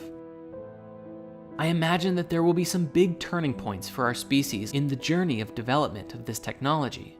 But if we can learn to do this in an open source way that allows each and every individual their own sovereign right to freedom of thought and feeling, and actually choose what they share with the collective mind, well, I don't know. I'd be curious about the potential outcomes of this. The silver lining we have going into this is how the process mirrors what the internet of today brought us, good and bad. If we can learn from our mistakes and take that wisdom at a large scale into the new paradigm, we have hope. Even if its temptations still clutch the majority of people, a select few can guard the light and guide others into an enlightened cyberpunk reality. You can start practicing right now by being mindful of how your relationship with social media truly affects your life and the lives of those that it connects you with, and hopefully pass that wisdom on to future generations. If a great positive shift doesn't occur, we will forever be destined to repeat our mistakes on greater and greater scales until we finally do. So far, we have looked at the demiurge, how the world's population is controlled, ETs, and even the almost frightening integration with technology. But the question is, why is this happening? Why is any of this happening at all? Is this just the product of a disconnected consciousness run wild? Is there a meaning behind the madness? Is there a definitive end to our suffering? And if we are being led somewhere, by whom? Who, if anyone, is at the top of the pyramid? Is it aliens? Reptiles? The elite? Perhaps there is no single leader, but rather a mass multitude of agendas all going in different directions. Or is this just all a part of God's master plan? Today, the QAnon movement calls it the deep state, and to us, the first time we became aware of it was mentioned in a book from the early 1990s, The Ancient Secret of the Flower of Life. In this book, they were referred to as the secret government. According to Melchizedek, the secret government has known about the extent of damage we've been doing to ourselves and the world since as early as the 1940s, but have been desperately trying to keep it hidden from the public and sway us from our higher calling. The concept of a secret government or a deep state is useful in explaining how government agencies can gain power by keeping secrets. Most of us today are used to, and perhaps even indoctrinated, into feeling secure in our democratic model of government. It's created a sense of all citizens being involved with and aware of what's going on. And if the citizens believe this, whether it's true or not, it builds trust, but this is not the natural state of power or control. Throughout almost all of history, rulers and those in power had no obligation to be open to their populi. Backdoor deals and secrecy were default settings, and having less people to answer to and explain to naturally gave them more power. Power seekers thrive in secrecy and misdirection. When Greece introduced democracy and the United States modernized it, it was considered ingenious and revolutionary and for the people. To protect it, the entire ethos of American culture was built around a more open and citizen-run government, and eventually it became the new standard for most of the modern world, and a source of pride for nations that achieved it. But what if this sense of pride and security were an illusion? A front for the real operation, a modern-day human edition of the holographic demiurge. What if, behind the scenes, there exists a power that is influencing not just the direct actions of the US government and both sides of their political spectrum, but also other countries? What if there was a power that held influence over the US, the UK, Canada, and even China and Russia? Power is checked in public, but grows in secret. So it is natural to wonder, if power grows in secret, then how do we know that the most powerful forces directing this play are not also the most invisible? What if some of the greatest conflicts and global events were architected from a secret world government?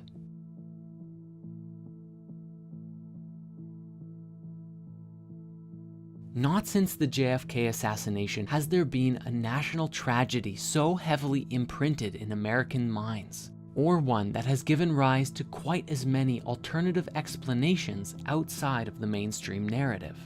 Despite taking place almost 20 years ago, over 42% of Americans today believe that the government and the 9/11 Commission concealed or refused to investigate critical evidence that contradicts their official explanation of the attacks. All of this questioning created a massive alternative narrative of events that covers everything from the days leading up to the attacks, their execution, and the aftermath. The most infamous aspect of the theories is that the collapse of the towers, specifically Tower 7, were the result of controlled and deliberate demolitions, rather than the impact of the planes. This is seen almost to be self-evident considering Building 7 fell at almost the exact same time as the other two towers, but miraculously without a plane even coming close to it. Surveys even suggest that most people who see a video of Building 7 very quickly begin to question and doubt the official mainstream narrative. Jumping back in time a few days before the event, it is purported that the US government knew about the coming attack days or even weeks in advance and deliberately failed to prevent it, or even purposefully allowed it to happen. This is purported even by Michael Meacher, a former British Environment Minister and member of Tony Blair's government in the UK. Evidence to this is found in the stock value alterations for the airlines that were hijacked leading up to the event, when a huge amount of put options were placed for American Airlines and United Airlines, a financial tool that gives owners the option money if the price of the stock falls. Some economic and business journals have gone on record saying that this is evidence of unusual option market activity in the days leading up to September 11th that is consistent with investors trading on advanced knowledge of the attacks. To put it in perspective, between September 6th and 7th, the Chicago Board Exchange recorded nearly 4,744 put option contracts bought in United Airlines. Then on September 10th, another 4,516 stocks were bought in American Airlines. Naturally, the 9/11 Commission says that the weird behavior was just coincidental. But nevertheless, these put options made someone a lot of money.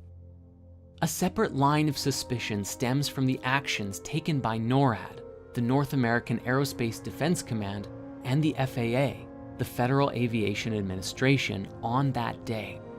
There's much speculation about whether NORAD issued a stand-down order to its fighter jets on 9/11, along with delays in the FAA to notify NORAD of the potential threat.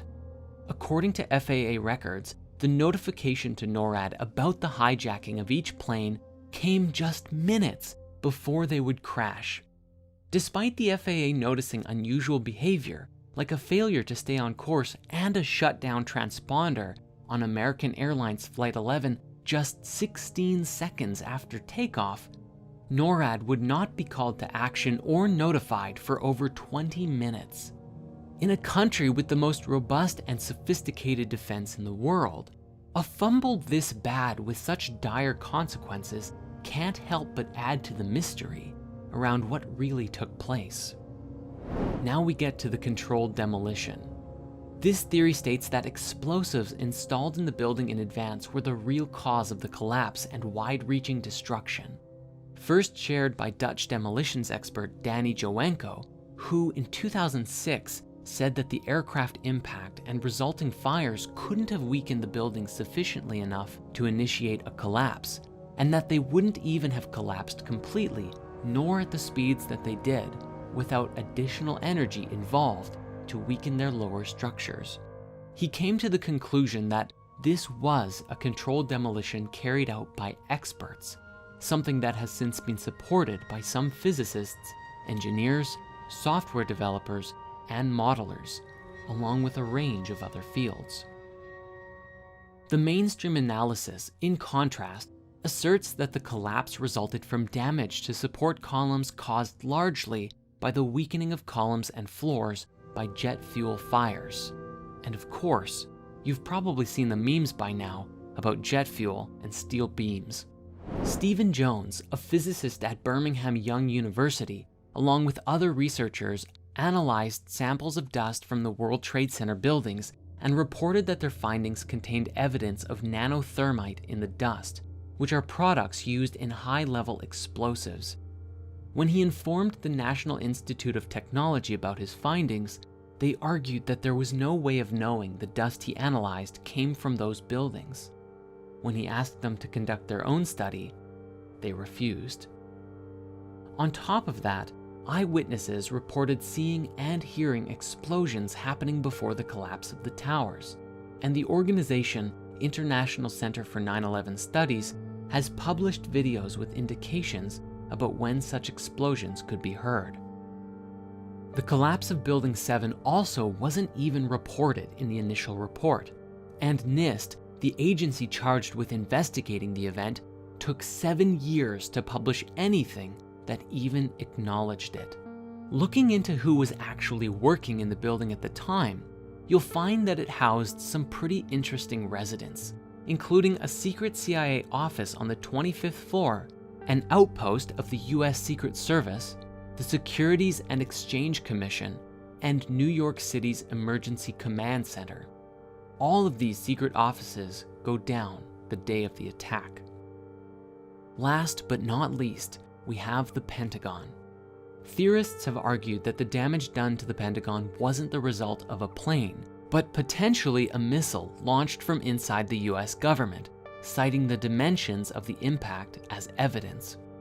After all, how does a plane 125 feet wide and 155 feet long create a hole that's only 60 feet across?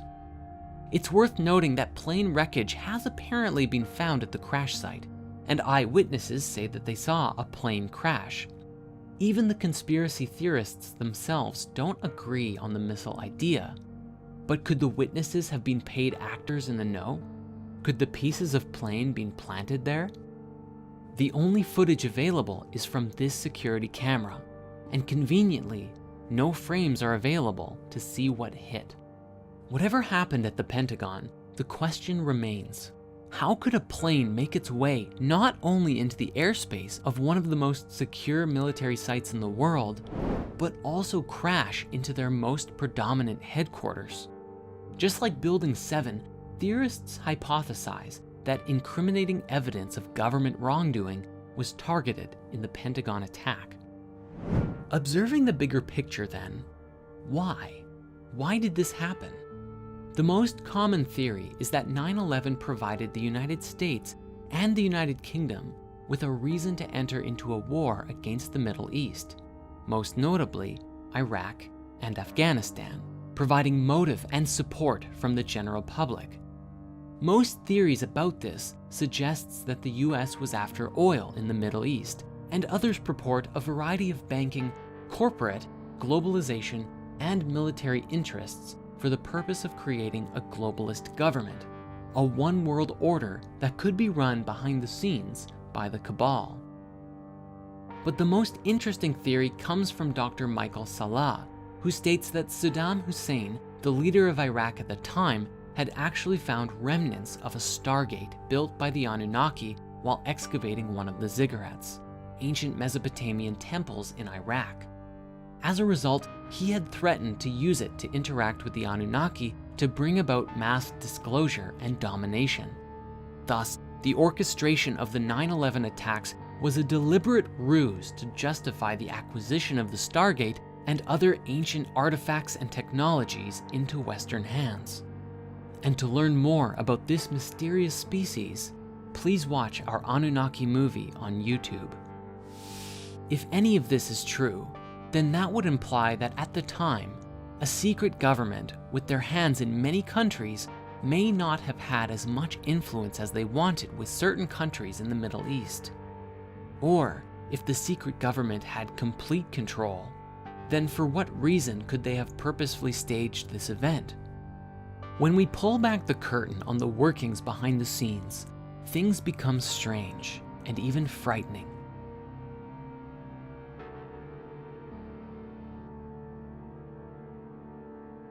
The most infamous mind control experiment in history is MK-Ultra, otherwise known as Project Bluebird. The most terrifying thing about it is that it isn't even a theory. MK-Ultra was a real documented CIA program for which the CIA has faced repercussions legally. It's well established that some of the experiments in the Ultra project were illegal. The US government willingly experimented on its citizens without their knowledge or consent. Yet, no one seems to bat an eyelash.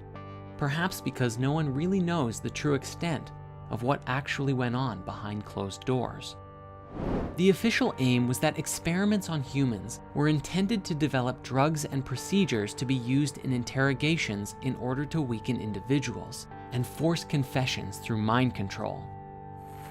The program was officially authorized in 1953, but supposedly got reduced funding continually until its disbandment in 1937.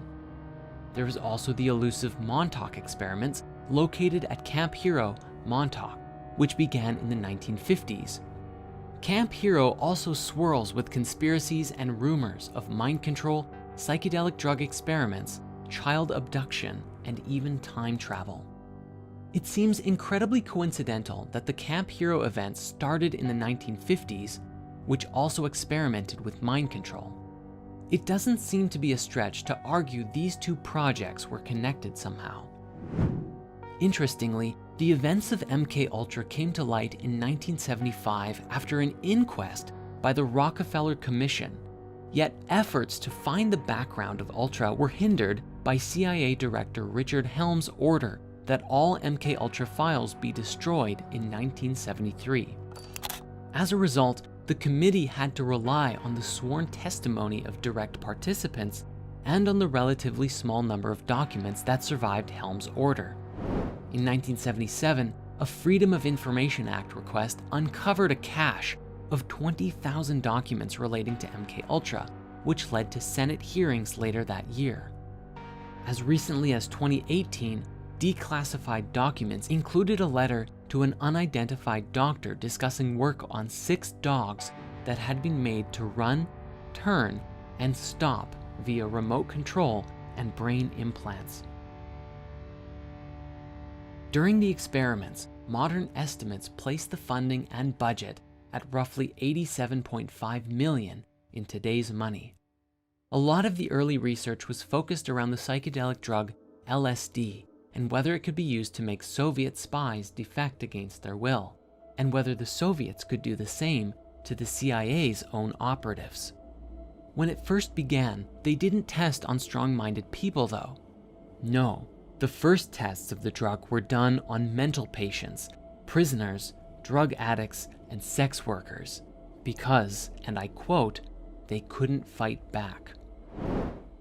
According to Tim Weiner, writing in the New York Times, they once administered LSD to a mental patient in Kentucky for 174 days straight, as well as giving it to their own employees, military personnel, and, scariest of all, unknowing members of the general public in order to study their reactions. Many of the drugs were often administered without the subject's knowledge or informed consent, which was a violation of the Nuremberg Code after World War II. This is the only place where the CIA got into legal trouble. It is thought that the aim of this was to find which drugs would bring about deep confessions or wipe a subject's mind clean to be able to program them as robot agents. Later on, another part of the project worked at Menlo Park's Veterans Hospital, where they tested the effects of every kind of psychedelic on the residents there, everything ranging from LSD, psilocybin, mescaline, and cocaine, and even DMT and AMT, another lesser-known psychedelic but similar in nature to DMT. In these experiments, adverse reactions were a pretty common occurrence. One operative who received LSD in his morning coffee became psychotic and ran across Washington, seeing a monster in every car passing him. The experiments continued even after Frank Olson, an army chemist who had never taken LSD before, was secretly dosed by his CIA supervisor and 9 days later plunged to his death from the window of a 13th-story New York City hotel room after falling into a post-trip depression and paranoia. There were some people who did consent, and they were subject to even more extreme experiments, such as being dosed with LSD for 77 consecutive days. The culmination of all of this research, however, was that by 1962, the CIA had developed a series of super hallucinogens, most notably the BZ compound, which was thought to hold greater promise as a mind control weapon. It was at this point that many academics and private researchers became disillusioned with the project.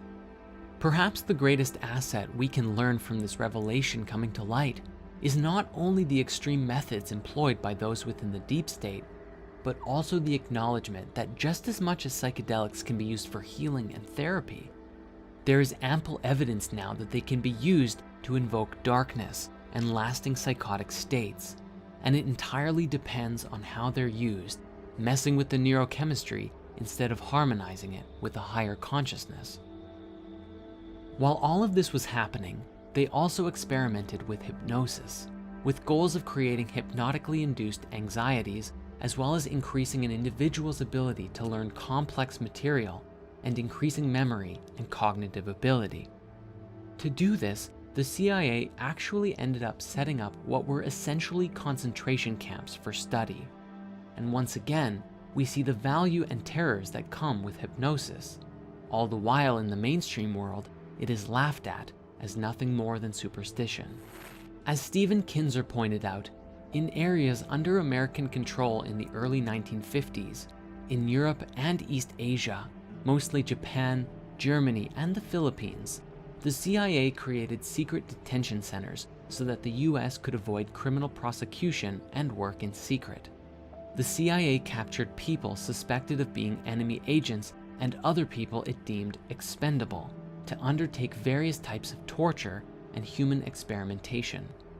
The prisoners were interrogated while being administered psychoactive drugs, electroshocked, and subjected to extremes of temperature, sensory isolation, and a whole host of other terrible things in order to develop a better understanding of how to destroy and to control human minds. These experiments likely developed tremendous understanding of how the brain responds to a variety of extremes and how it interacts with and filters consciousness. But at what cost, and for what ultimate purpose? Could these experiments lead to an influential decision in manipulating the mainstream narrative, perhaps behind 9/11 or even the COVID pandemic? After 1973, when all of this began to come out into the public, it prompted a number of subjects or their surviving children to file lawsuits against the federal government for conducting experiments without consent. Although the government aggressively and sometimes successfully sought to avoid legal liability, several people did receive compensation through court orders, and this whole battle is still going on today. In fact, while the CIA insists that MKUltra type experiments have been abandoned, Canadian investigative journalist Elizabeth Nixon, whose mother was a subject, claims that they continue today under a different name. Returning to the beginning, MKUltra initially came to the public awareness due to an inquest from the Rockefeller Commission. Generally today, when you look into the question of the Illuminati, who are often presumed to be the secret government, the Rockefeller family often appears at the top of the list in association or connection. However, it seems that in this case, the Rockefellers brought something nefarious to light. The question is why? Why would they rat out their own operation if they truly were behind it? Was this all orchestrated as part of a singular greater intention? Or are the Rockefellers playing a different game than has been assumed for so long? If the conspiracy theories are to be believed, then it would seem as though this secret government is extremely powerful, pulling strings and influencing global events on nearly every side, as if pushing and pulling everything we perceive.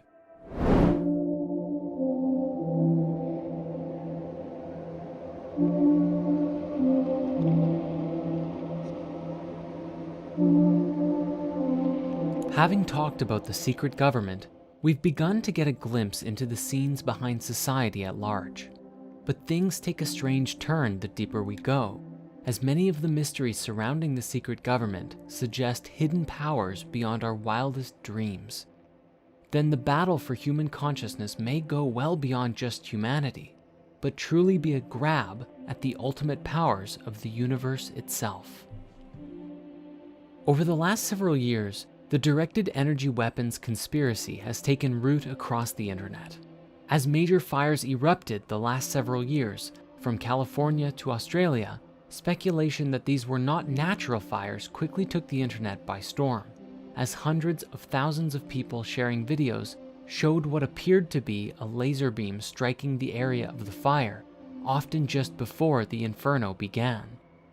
These directed energy weapons, shortened now to DEWs, are believed to be powerful superweapons using satellite technology or stealth aircrafts, and part of a difficult to detect weaponization of the skies and heavens. Looking back to nearly 100 years ago, it's well known that Nikola Tesla himself was working on a death ray, although he provided a different, more neutral title, particle beam, developed under the codename Teleforce. This device supposedly accelerated pellets or slugs of material to a high velocity inside a vacuum chamber using electrostatic repulsion, and then fired them out of aimed nozzles at intended targets. When talking about his device in 1934, he explained that many thousands of horsepower can thus be transmitted by a stream thinner than a hair, so that nothing can resist, going on to say that in theory, it could bring down a fleet of 10,000 enemy airplanes at a distance of 200 miles from a defending nation's border, and will cause armies to drop dead in their tracks, culminating in the tagline that it would be a weapon to end all wars. We know that after Tesla died, John Trump found when he was brought in by the Office of Alien Custody a part of Tesla's death ray, a 45-year-old multi-decade resistance box, which is an instrument that can replicate different electrical values in a circuit. Is it possible that Tesla's particle beam laid the groundwork for the so-called DEWs being used today? And if so, what reason would there be for using it to start the California and possibly Australia fires? The first time DEWs were brought to the public attention was in 2017, when Napa, California suffered the biggest wildfire in its history, and countless YouTube investigations took place into videos and photos of fires skipping houses and trees, seemingly burning straight lines through the community. The next year, 2 separate California fires began on November 8th of 2018, the Camp Fire and the Woolsey Fire. And once again, people began to notice some pictures and video captured that seemed to show evidence of energy beams from the heavens assaulting the Golden State. Things become even weirder when we take into account the video of a burning tree from the inside, begging the question, how would this even happen? Some might suggest that it was hit by lightning, but rather unlikely in the midst of a wildfire, especially seeing that around the tree, there doesn't look like there's much fire nearby. There's also definitely no rain. The wildfires were indeed very strange. Consider the images of cars melting on the road near intact wildlife, houses burned to ash besides their unharmed neighbors, and other oddities. While of course, some people might have set their houses on fire amidst the chaos to cash in on their insurance, there's enough evidence here to suggest there's more at play than just that. But the most incriminating evidence for the use of DEWs is this satellite data collected on the scene. This video was released only on September 8th, 2020, showing that DEWs are a significant likelihood for explaining the origins of these devastating wildfires. So, if it's true that wildfires are being started with DEWs, then who is behind it? Why are they doing it? Is it the Chinese or the Russians trying to covertly attack the US? Is it the government themselves trying to clear land or cause panic and poverty to breed dependence in its population? Many theorists suggest that the fires both in California and Australia happened to be along the paths that long proposed high-speed rail networks would be built, and that the military testing may very well be performed in a location that would clear space of cheap land for the government to use at the same time. Interestingly, an update from the US Department of Defense themselves as recently as September 16th seemingly confirmed the presence of, or at least research into DEWs, saying that new technologies are fundamentally changing the character of war, and the two Air Force services are leading that charge. China and Russia seek to erode our long-standing dominance in air power through long-range fires, anti-access/aerial denial systems, and other asymmetric capabilities designed to counter our strengths. They went on to say that both China and Russia have placed weapons on satellites and are known to be developing directed energy weapons to exploit US systems. While the US government hasn't confirmed or denied if they have their own, if Russia and China has them, then it would only make sense that the US wouldn't be far behind, or even secretly be ahead. As we learned from Wernher von Braun, whoever controls and militarizes space ultimately controls the world. Perhaps space is already militarized, far more than any of us realize. DEWs are only half the story, however, for just as it's believed the powers that be have immense firepower in the form of super lasers, it's also suggested that they have even discovered how to manipulate and control other aspects of nature, being able to create rain and snow and storm anywhere and anytime, or even create earthquakes, which brings us to the next aspect of this theory, centered around the weather research program HAARP. Since the mid-2000s, the HAARP program has become pretty infamous for its connections with everything from chemtrails to hurricanes, and even as recently as 2010, the Venezuelan leader Hugo Chavez claimed that HAARP, or a program like it, triggered the Haiti earthquake. To be fair, he didn't cite a source, and the official story is that it was caused by the slippage of a previously unmapped fault along the border of the Caribbean and North American tectonic plates. At any rate, HAARP stands for High Frequency Active Auroral Research Program, and was essentially put forward as a weather research initiative. It was designed to analyze the ionosphere, a portion of the upper atmosphere that stretches from about 53 miles above the surface of the Earth to 370 miles up. The program had been funded by the Air Force, the Navy, the University of Alaska, and DARPA. In May of 2014, the Air Force announced that the HAARP program would be shut down later that year. But while experiments ended in the summer of 2014, the complete shutdown and dismantling of the facility was postponed until at least May of 2015. Nowadays, however, the facility and equipment are controlled by the University of Alaska Fairbanks, who hire it out to independent researchers. The official research was mostly weather-based, as you might have guessed, but the US military was also interested in the ionosphere because it plays a role in transmitting radio signals. HAARP sends radio beams into the ionosphere to study the responses from it, one of the few ways to accurately measure this inaccessible part of the atmosphere. The end goal of the program, however, was to understand the physics of the ionosphere, which is constantly responding to influences from the sun. Solar flares can send solar particles racing toward Earth, occasionally disrupting communications and the electrical grid.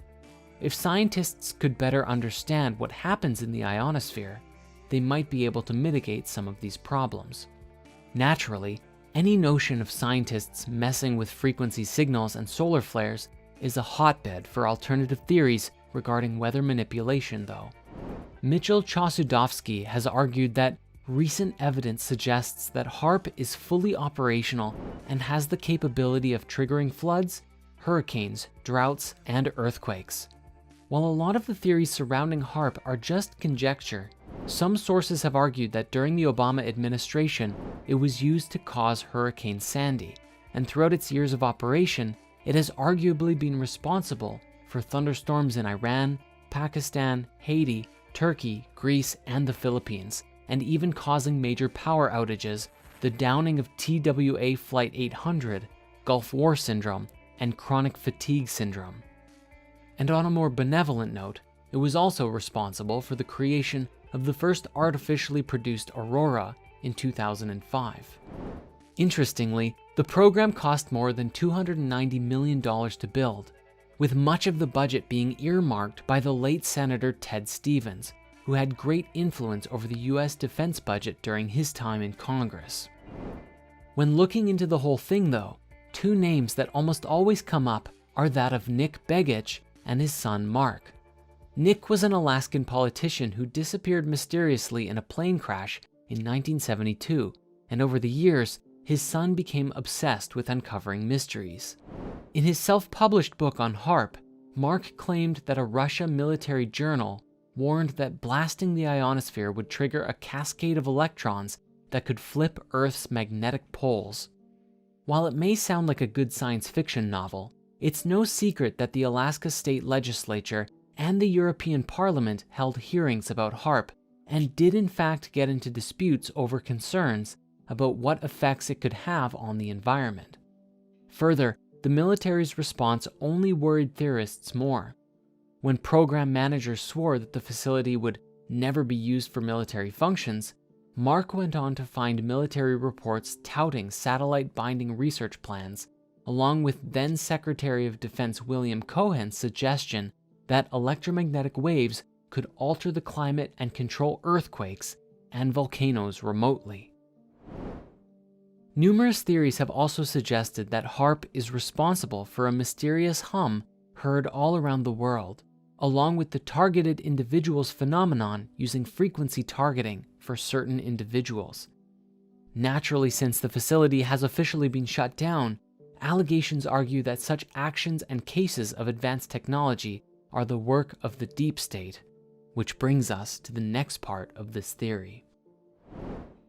The Philadelphia experiment is probably one of the most famous advanced technology theories out there today, and it goes something like this. It was the summer of 1943, 2 years into the United States' involvement in World War II. A bloody sea battle was raging between American destroyers and the famed U-boat submarines of the Nazis. In the Philadelphia Naval Shipyard, a newly commissioned destroyer called the USS Eldridge was being equipped with several large generators as part of a top-secret mission to win the Battle of the Atlantic once and for all. Supposedly, however, these new generators weren't just for extra engine speed. Following the theoretical aspects of Project Rainbow, they were designed to power a new kind of magnetic field that would make the warship invisible to enemy radar. According to the theory, with the full crew on board, once the generators were switched on, witnesses described an eerie green glow surrounding the hull of the ship. Then, almost instantaneously, the Eldridge disappeared, not even visible to radar, entirely gone, vanished into thin air.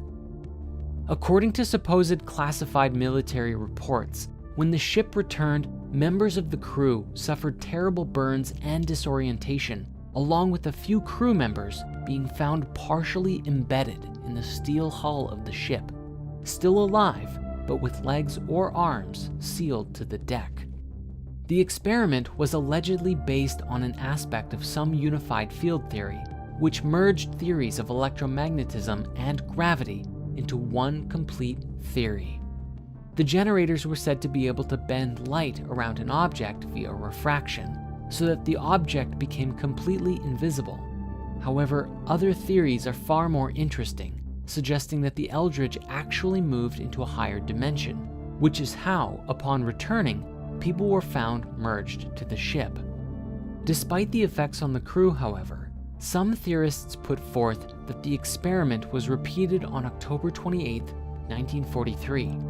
This time, the Eldridge not only became invisible, but it disappeared from the area in a flash of blue light and reappeared in Norfolk, Virginia, over 200 miles away. It's said that the Eldridge sat for some time in view of men aboard the SS Andrew Furuseth, whereupon the ship vanished again and reappeared in Philadelphia at the site it had originally occupied. And what's more, it had somehow traveled 10 minutes back in time. To understand if there is any truth to this conspiracy event, however, we need to look at the people who first brought it to light. In general, almost everything we know about the Philadelphia experiment comes from two main people.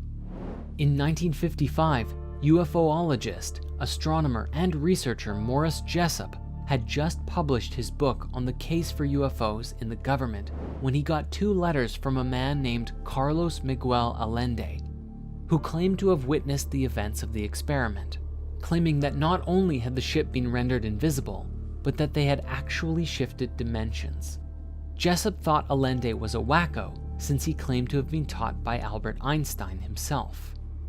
In the letters, Allende explained how the US military used Einstein's revelations to conduct the experiment, but after that, no other witnesses from the crew of the Eldridge or nearby ships came forward for 13 years or so.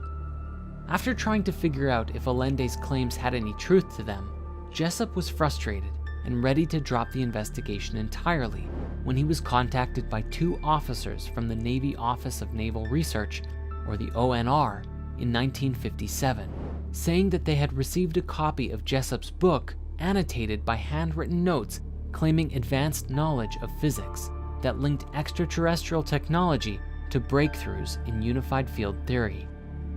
Jessup took a look and immediately recognized Allende's handwriting, after which the ONR actually published over 127 copies with the annotations included. Eventually, this idea became so popular in fringe theories that it was turned into a feature film in 1984. For years, Allende had claimed to be the sole witness of the experiment, claiming to have been stationed on the SS Furuseth. After the release of the film, however, a man named Al Bielek came forward claiming to have personally taken part in the experiment, and said that he had been brainwashed to forget. It was only after seeing the movie in 1984 did his repressed memories come flooding back. But our story doesn't end there, for the events of the Montauk Air Force Base supposedly continued where the Philadelphia experiment left off. Following the theories put forward by Preston Nichols and Peter Moon, sometime in the late 1950s, secret researchers from the original Philadelphia project began to conduct research into manipulating the electromagnetic fields for military use, simultaneously looking into its effects on human psychology and behavior, and perhaps even going deeper into understanding the mysterious dimensional shift that supposedly took place.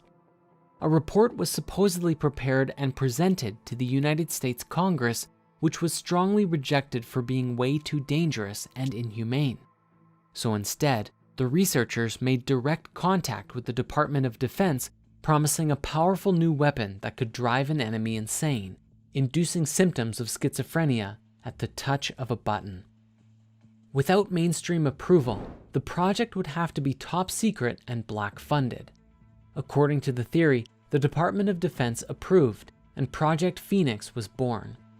Supposedly, equipment was moved to Camp Hero at the Montauk base in the mid to late 1960s and installed in an underground bunker beneath the base so that they could take advantage of the satellite dish without drawing public attention. According to conspiracy theorists, to mask the nature of the project, the site was closed in 1969 and donated as a wildlife refuge park. Yet, even the government maintains that Camp Hero remained in operation well into the 1980s. This is where the theory starts to get pretty dark, as numerous people have pointed out atrocities that were supposedly committed. Supposedly, homeless people were abducted and subjected to huge amounts of electromagnetic radiation, with few surviving. People allegedly had their psychic abilities enhanced to the point where they could materialize objects out of thin air, but at the cost of their emotional and mental stability. Mind control experiments were conducted, runaway boys were supposedly abducted and brought out to the base where they underwent excruciating periods of both physical and mental torture in order to break their minds, after which their minds were reprogrammed. And of course, research into time travel and dimensional doorways were happening constantly. Could this also be the roots of the legendary Montauk Monster, a strange creature that washed up on shore near Montauk in 2008? Some believe that this may have even been a higher dimensional creature which was brought into our reality during the experiments. After the experiments were completed, depending on which theory you read, the facility was closed for good or destroyed, and all the staff were brainwashed, shot, or sworn to absolute secrecy, with all records also destroyed. According to some theories, though, research continues at the site to this day with enhanced security. One of the most popular tellings of the Montauk experiments is with the Netflix series Stranger Things, of which the original title was actually going to be Montauk. Now, if time or dimensional travel is involved, then it may be possible that humanity has existed in multiple realities or timelines, and that even one instance of time travel may result in millions of people shifting into another time stream in the multiverse, where things are ever so slightly different than they were before. The Mandela effect is a widespread phenomenon where people en masse remember certain things differently than they are today. Officially, the phenomenon is categorized as a case of false memory in mainstream circles, but the name was coined after Nelson Mandela, the former president of South Africa, who was reported to have died in 2013. The problem is, countless people all over the world, including Fiona Broome, who came up with the term, distinctly remember him dying in prison in the 1980s. Another weird example is Neil Armstrong. Strangely, despite his importance, people had no recollection of his death. Many fans apparently forgot or didn't notice the news of his passing in August of 2012. One of the more studied prominent examples, though, comes from a 2010 study that examined people familiar with the clock at Bologna Centrale railway station, which was damaged in the bombing in August 1980. In the study, 92% of respondents falsely remembered the clock had remained stopped since the bombing, when, in fact, the clock was repaired shortly after the attack. Other very well-known Mandela effects include the title of the cartoon Looney Tunes actually being spelled Tunes rather than Toons. Curious George actually never having a tail. Febreze only being spelled with one E. Forrest Gump saying his famous phrase in the past tense, stating that life was like a box of chocolates. Pikachu having a black mark on his tail, but today he doesn't.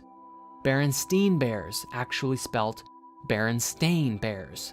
And even some cases of people thinking there were 51 or 52 states in the US rather than 50. Although that last one might be just an indictment of the American education system. Some New Age proponents of this do argue that such large-scale false memories is evidence of dimension hopping or shifting to an alternative or parallel reality where things are similar but ever so slightly different. The question is, if this is true, who is causing us to switch realities? Is it simply accidental, or is someone deliberately manifesting a collective reality that we're all complicit in? If the secret government did indeed perform time travel experiments and shifted our realities even just a bit, what else might have been changed in our past, present, or future? You see, if the powers that be actually have control of this reality, then nothing is off limits. Time and space could be bent to the will of anyone who had the power or technology to do so. In that case, the question is, who is ultimately driving the ship of the paradigms in which we exist? Do we have any say at all in our future? Who has the keys to ultimate power? The mysteries are about to be revealed.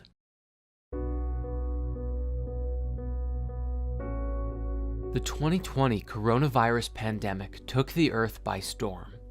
Like other cataclysms in history, this virus has devastated our modern society today, facilitating a mass exodus from many workplaces as millions took to the indoors and video calls to do their jobs, where millions of others lost their jobs completely. Based on the reactions of the many, often facilitated by the media, it would seem as though the pandemic was a deadly killer. Panic and fear swept through mass consciousness.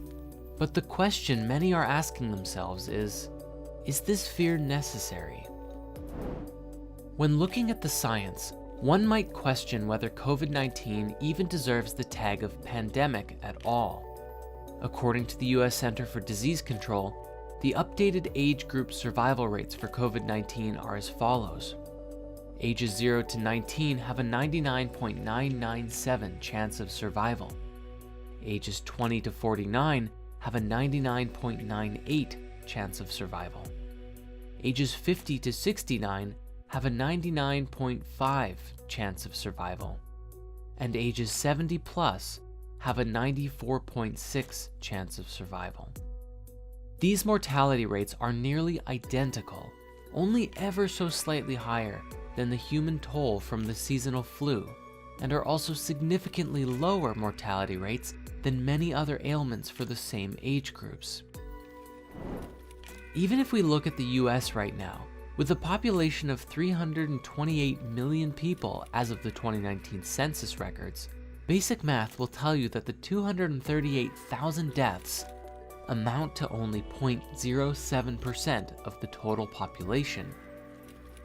Similarly, with the UK, even with its rise in cases, its 49,000 deaths only amount to 0.07%. This is not intended to reduce people to a number, for of course the deceased meant something to someone, and many loved ones have been lost in this time. For those looking outside of the mainstream narrative, many have questioned the authenticity of the story and fear perpetuated by the media and governments since the very beginning, with at least 1/3 of Americans believing that COVID itself was made in a lab and that the event was purposefully planned. Theories as to why include everything from being a method to quell overpopulation to a means to mass vaccinate people with a specific chemical, drug, or nanoparticle that could make people easier to control or even tamper with their DNA, making raising consciousness difficult or nigh impossible. So far, almost all of the effort and attempts to discuss this outside of the mainstream narrative have been banned across nearly all social media channels, and one particularly powerful documentary and its creator being not just silenced everywhere, but violently attacked by the mainstream media itself. Naturally, we are fully prepared for this video and all of our Conspiracy Theory of Everything series to be removed from YouTube, and that's why we've created Spirit Conspiracies, a free collection of censored content and a private workshop hosted on a secure and safe platform. You can get free access to this by clicking the link at the top of the description. Nevertheless, as time has gone on, a new term has been coined to describe what many are believing to be the true intention behind this pandemic: the Great Reset.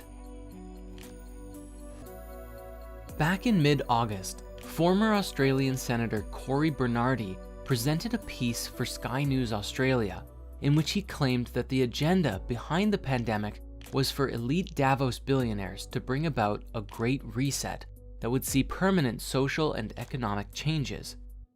Bernardi described that there was something unusual about the continuing pandemic panic, citing medical experts who now acknowledge that lockdowns don't work, and actually asking the audience to consider if there's another agenda at work. To add further weight to this conversation, Bernardi then highlighted comments by Klaus Schwab, the founder and chairman of the World Economic Forum, who described that COVID-19 proved the old systems of society to be inadequate, and that now is the historical moment of time not only to fight the virus, but to shape the system for the post-corona era. Now, the World Economic Forum itself is an elite gathering of businessmen, politicians, and celebrities that happens every year in Davos, Switzerland. Their mission is stated as being committed to improving the state of the world by engaging business, political, academic, and other leaders of society to shape global, regional, and industry agendas. To that end, many attendees use the opportunity to hold private meetings on things like investment in their countries and as a chance to do business deals. Interestingly, until the financial crash of 2008, attending Davos was considered a must for the great and good. But since then, critics have suggested that it is a symbol of the global elite, some of whom are to blame for that same very crisis. One particular Time magazine editor described Davos as a family reunion for the people who broke the modern world. Today, the modern definition of conspire includes several terms. One speaks to planning together to commit an illegal or wrongful act or accomplish a legal purpose through illegal action. And another is more innocuous, simply to join or act together, combine.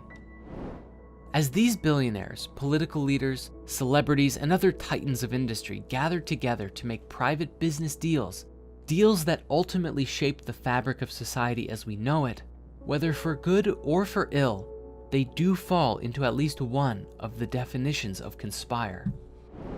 And so, speaking to the Great Reset, to some this idea of a planned rewrite of global systems may be just a conspiracy theory.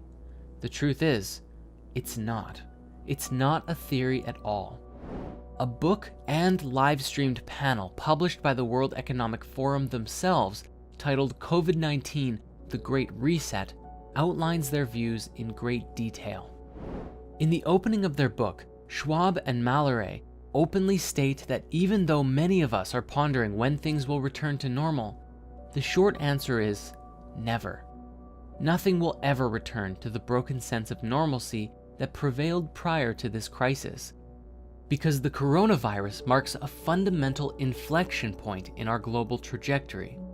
The world as we knew it in the early months of 2020 is gone, dissolved in the context of this pandemic. Such radical changes of extreme consequences are coming that some experts are now referring to a before coronavirus, BC, and after coronavirus, AC era. As they explain rather eloquently, reality would much likely be more nuanced and not as black and white as the plague alone changing society. Instead, they highlight the fact that the seemingly biblical events of 2020 will most likely accelerate many of the changes that were already taking place before it, naturally setting in motion a new trajectory in the months and years to come. Historically, plague outbreaks have brought about changes on a worldwide scale that far exceeded just health concerns. Riots, famine, war, and clashes, and the redrawing of national boundaries are all historical precedents. The Black Death signaled the final stages of the medieval period and gave birth to the Renaissance. The plague of Justinian caused the Byzantine Empire to change course, and the smallpox epidemic all but wiped out the Inca and Mesoamerican empires.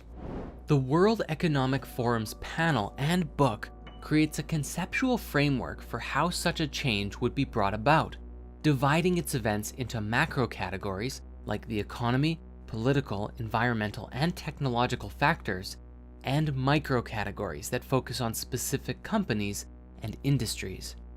The final category, however, relates to the personal consequences and how the event so far will alter who we are as humans on a fundamental level. To start, the financial impact alone would put the world in such a large sum of debt that future generations would be paying it off indefinitely. The essence of the 21st century, however, is interdependence. We are more connected than ever, and our world is entrenched in a deep systemic connectivity. As such, any economic risk has the potential to turn into a political one, which we've already seen with high unemployment rates and dissatisfaction with governments sparking the fires of civil unrest. We have also seen the technical repercussions of things like the tracking apps for COVID, which have sparked massive social backlash. But the reset goes much deeper. See, each risk event, like COVID, not only affects the other factors in its own macro, like the economy and society, but also affects the consequences of all other aspects of society. Each individual risk creates a kind of ricochet that provokes other risks in seemingly unrelated areas of society. The World Economic Forum's predictions argue that infectious diseases like COVID will undoubtedly create changes in everything from global governance failure, social instability, and unemployment to involuntary migration. Describing their plans further, they have put forth first that an increased sense of security and inclusiveness is inevitable to mitigate the social unrest and unemployment. But above that, we must move into a more sustainable method of living, as the next big crisis waiting for us is the climate crisis, and we are heading straight for it. Speaking to this further, their plan is to redefine our social contract to be more inclusive with each other, setting up systems where we can leave solutions and responsibility to the next generation as well as our problems. Social contract, basically put, is the glue that binds society together. Without it, society unravels. One of the biggest changes that is needed is in regards to inflation. For years, the rate of inflation has fallen for many goods and services, with the exception of the three things that matter the most for many of us: housing, healthcare, and education. In all of these things, prices have only risen, creating and widening the societal gap, even as much as forcing families into debt for medical treatment or college education. What form a new social contract will take is difficult to imagine because it depends on the culture and history of each country. What makes a good change for China won't be the same for the US. In general, though, there are some universals that are being argued for. A broader, if not universal, provision for social assistance, including insurance and healthcare, and a move towards protecting the most vulnerable. Next, with the three main agreed upon consensus for how COVID is going to spread further into the year, Schwab argues that the world economy can never truly recover until COVID is defeated or put behind us. As such, we will need to decarbonize the economy, that is, reduce our CO2 output to avert the next virus that might very well be climatic in nature. Further, we should move into a phase that there is no distinction between what is good for nature versus what is good for the economy. In order to survive, we must move into a nature-based economy, which supposedly has been fully costed and studied by the experts at the World Economic Forum. The other main consequence of COVID is the increasing digitization of things and a move more into cloud computing. Gone are the days of filing cabinets and paper documents, because with COVID, offices can no longer function in the way that they have been. Tech companies have almost fast-forwarded several years in terms of necessity and remote everything. Even our monetary exchange has changed, with many shops in the UK refusing to accept physical cash now, instead opting for a contactless-only option with credit cards. The bottom line here is that most of the things that have defined us so far have now become e-things. The problem ensues, however, with an increased reliance on digital activity. How we use such things, the privacy issues surrounding them, and how we evolve with them is of paramount importance. Perhaps companies themselves will change and our investment system will move away from shareholder capitalism towards stakeholder capitalism. If COVID has shown us anything, it's that companies who invest into their own longevity and focus more on adaptation than short-term profits are the ones who will survive. Finally, an increased effort for global communication and aid is one of the things that will define us well into the future. No longer can we act as individual nations fighting our own battles. We must work together to survive. In the early 2010s, Kishore Mahbubani, a former diplomat and academic from Singapore, captured the essence of this with his metaphor of a boat. The 7 billion people who inhabit Earth no longer live in more than 100 separate boats. Instead, we live in 193 separate cabins on the same boat. When asked his opinion on the current crisis in 2020, Kishore responded, "If we 7.5 billion people are now stuck together on a virus-infected cruise ship, does it make sense to clean and scrub only your personal cabin while ignoring the corridors and airwells outside through which the virus travels? Obviously not, but that is what we've been doing, And since we are all now in the same boat, humanity must take care of the global boat as a whole to prevent us from sinking collectively. While all of this sounds good and well on its surface, and certainly could be a bright and promising future under the right leadership, the questioning surfacing in many minds, especially in those who criticize the World Economic Forum's Great Reset stance, is how did this really come about? Was this all planned in advance in order to establish a new, unified global government? Questioning the mainstream narrative behind all that is happening right now often yields to a very mixed response.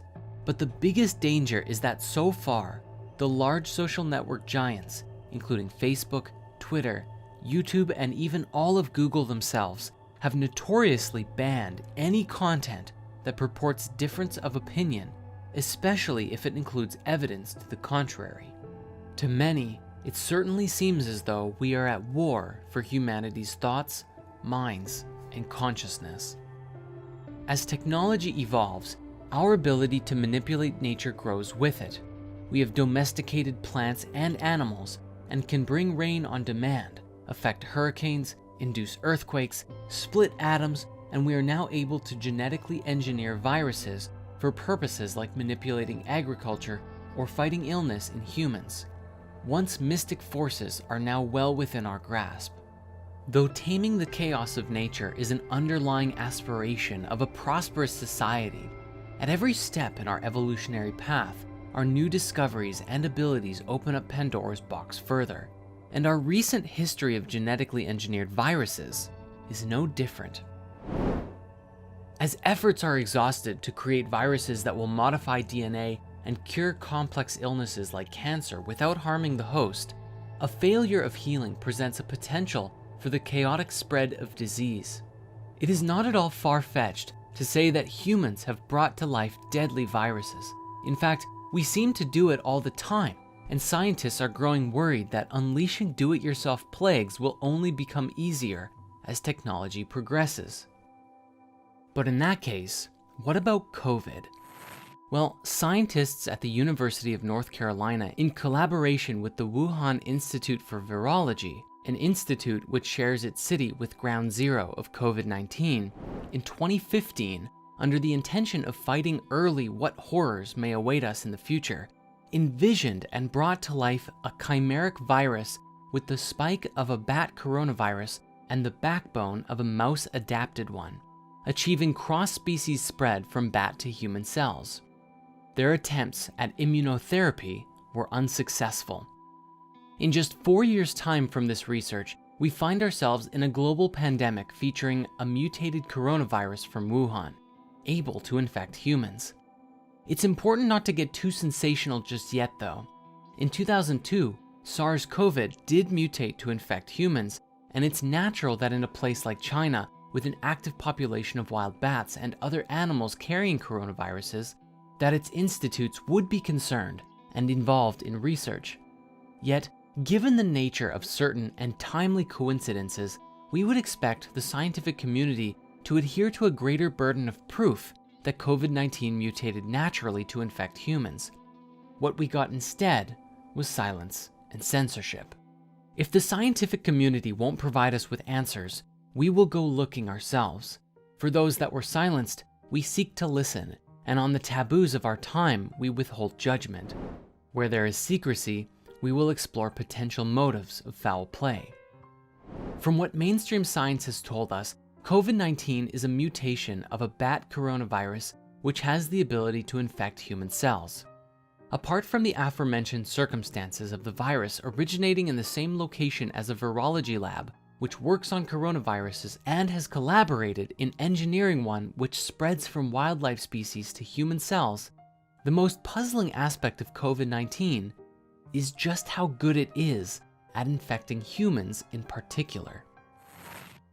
You see, coronaviruses begin their infection by attaching their protein spikes, the signature coronas sticking out of it, to what is called an ACE2 receptor found in whatever organism it finds itself in. The reason that most coronaviruses, despite our exposure to them, do not cause pandemics is largely due to the fact that the protein spikes usually are not adapted to bind to the human receptors. But in rare instances, during normal mutation, the virus may produce a strain with the capability to infect new species of hosts. If COVID-19 is a coronavirus that mutated to work on humans, what specifically did it mutate from? The answers are a bit questionable. And it's not just that COVID-19 is good at binding to human receptors. Human receptors are COVID-19's favorite receptors. You see, all species have slightly different ACE2 receptors, which affects the range of hosts that coronavirus species are able to infect. When scientists tested how effective COVID-19 was at binding to different species' ACE2 receptors, they discovered that its affinity to those of the humans was greater than every other species tested, including bat. What's stranger still is that the human-adapted coronavirus from 2002 also favored humans, but only after infecting and mutating within them for months. COVID-19 came to humans at what appeared to be a human-optimized stage in evolution. The mainstream explanation for the origin of this virus is from a bat strain of coronavirus called RATG13, which shares a 96% genetic identity with COVID-19, and it is purported that certain mutation allowed the virus to unlock its potential to infect humans so effectively. So what do we know about COVID-19's supposed precursor, RATG13? The official story isn't all too reassuring. The scientists who linked COVID-19 to RATG13 claim to have had samples of the virus since 2013. These same scientists being researchers at the Wuhan Institute of Virology who worked on genetically modifying coronaviruses in the past. Not only is the existence of RATG13 before COVID-19 dubious, but if it was so near to being a deadly and super efficient human coronavirus and known about 7 years before it mutated, why were we not more prepared?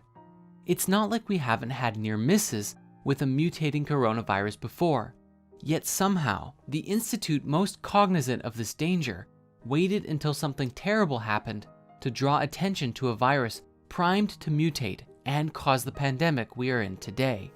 So what are we left to believe? Our best case scenario is that scientists most familiar with coronaviruses knew of and ignored a deadly strain just a few steps away from infecting humans. Past that, it's not crazy to imagine that RATG13 strain used to explain COVID-19's origin is actually a fabrication to conceal the genetic modification of COVID, which opens up a whole new can of worms. Either scenario seems to suggest some level of knowledge in advance of this pandemic coming. Yet in the 7 years since RATG13 was supposedly discovered, the world became no more prepared and was caught way off guard by its close relative. Just looking at the scientific data on different coronaviruses cannot prove or disprove that COVID-19 was engineered or released on purpose by humans. Although it's interesting to note that Sky News recently interviewed a former MI6 chief who said definitively that it was made in a lab, but that its release was an accident. But perhaps even with all of the curious pieces of information we've looked at so far, the thing that really kickstarted so much curiosity is that taking the position of open-mindedness or skepticism is met with harsh institutional shame, criticism, and even censorship. This pandemic began with panic, hoarding of food and toilet paper, and uncertainty, and was followed closely by swift and decisive action which rippled into a mandated worldwide lockdown. Unlike other disasters with tangible effects like hurricanes, fires, or famines, a pandemic acts like a poltergeist across the world. You can't see or physically sense it. We have to trust sources of authority to mold our understanding of how it behaves, and of course, where it came from, as well as the best actions we can take against it. But what if those sources of authority were untrustworthy? As we go digging down the rabbit hole, what we find is a litany of information to suggest that this virus was definitively planned or put forth from a very high level of authority. However, and what is truly upsetting here, is that the mainstream media and social network giants have sent a very clear message to the world. Deeper investigation or purporting certain conversations, areas we seek to go, will not be tolerated and will be flagged and removed on the spot. We have received this warning from YouTube loud and clear, and so we had to ask ourselves, is it worth publishing anyways if it will just be taken down moments later? Is it worth publishing if it means the potential shutting down of our channel, which seeks to help facilitate the evolution of consciousness? As important as this is to explore and discuss, we want to make sure that the future is one with spirit science in it. And so this is where this shorter public edition must unfortunately come to a close. But if you're ready to take the red pill and discover the truth about the origins of the pandemic and the seemingly nefarious agendas behind it, please join us inside of Spirit Conspiracies, and we'll show you how deep the rabbit hole really goes. At last, we come to the final chapter in our conspiracy theory of everything. The point in which everything comes together, all of the aspects of our theory weaving into a new fabric of reality, if only we choose to see and interact with it. You see, every conspiracy theory we've discussed so far is nothing more than a reflection of something greater, the holographic demiurge. We began our journey with the demiurge, and now we must return to it, to shatter the old paradigm. We must recognize that the demiurge is not just something that is imposed upon us, this false reality just like the Matrix, but it is a state of consciousness within us. The ancients who spoke of the demiurge did not rail against it physically, for they understood that the powers that be were not the source of the demiurge. They knew that rebelling against the Roman Empire would have no effect at all, just as today, rebelling against world governments or the massive corporations will do us no good but stir up karmic trouble for ourselves. No, the true mystic ancients turned their attention inwards to the mysteries within them and strove for the inner revelation of truth, knowledge, and wisdom within them. They followed the wisdom teachings set down before them, from the writings attributed to Thoth to the ministries of Jesus, in order to shatter the illusion of separation. In truth, the demiurge is within us, a form of duality consciousness, a place of disconnection from ourselves and nature, inflicting upon us the belief that we are separate from one another and subject to all manner of suffering from the world around us. Certainly, this reality feels real, just as real as it was to Thomas Anderson before he met Morpheus. And it is this way for a reason, for there are lessons of duality, lessons of physicality, lessons of love, truth, and authenticity, which we must learn while we are here. This includes stepping outside of the limiting bubble of our own lives and seeing something greater. As we do so, we step into becoming active creators of our own destiny and become shapers of the world as we know it.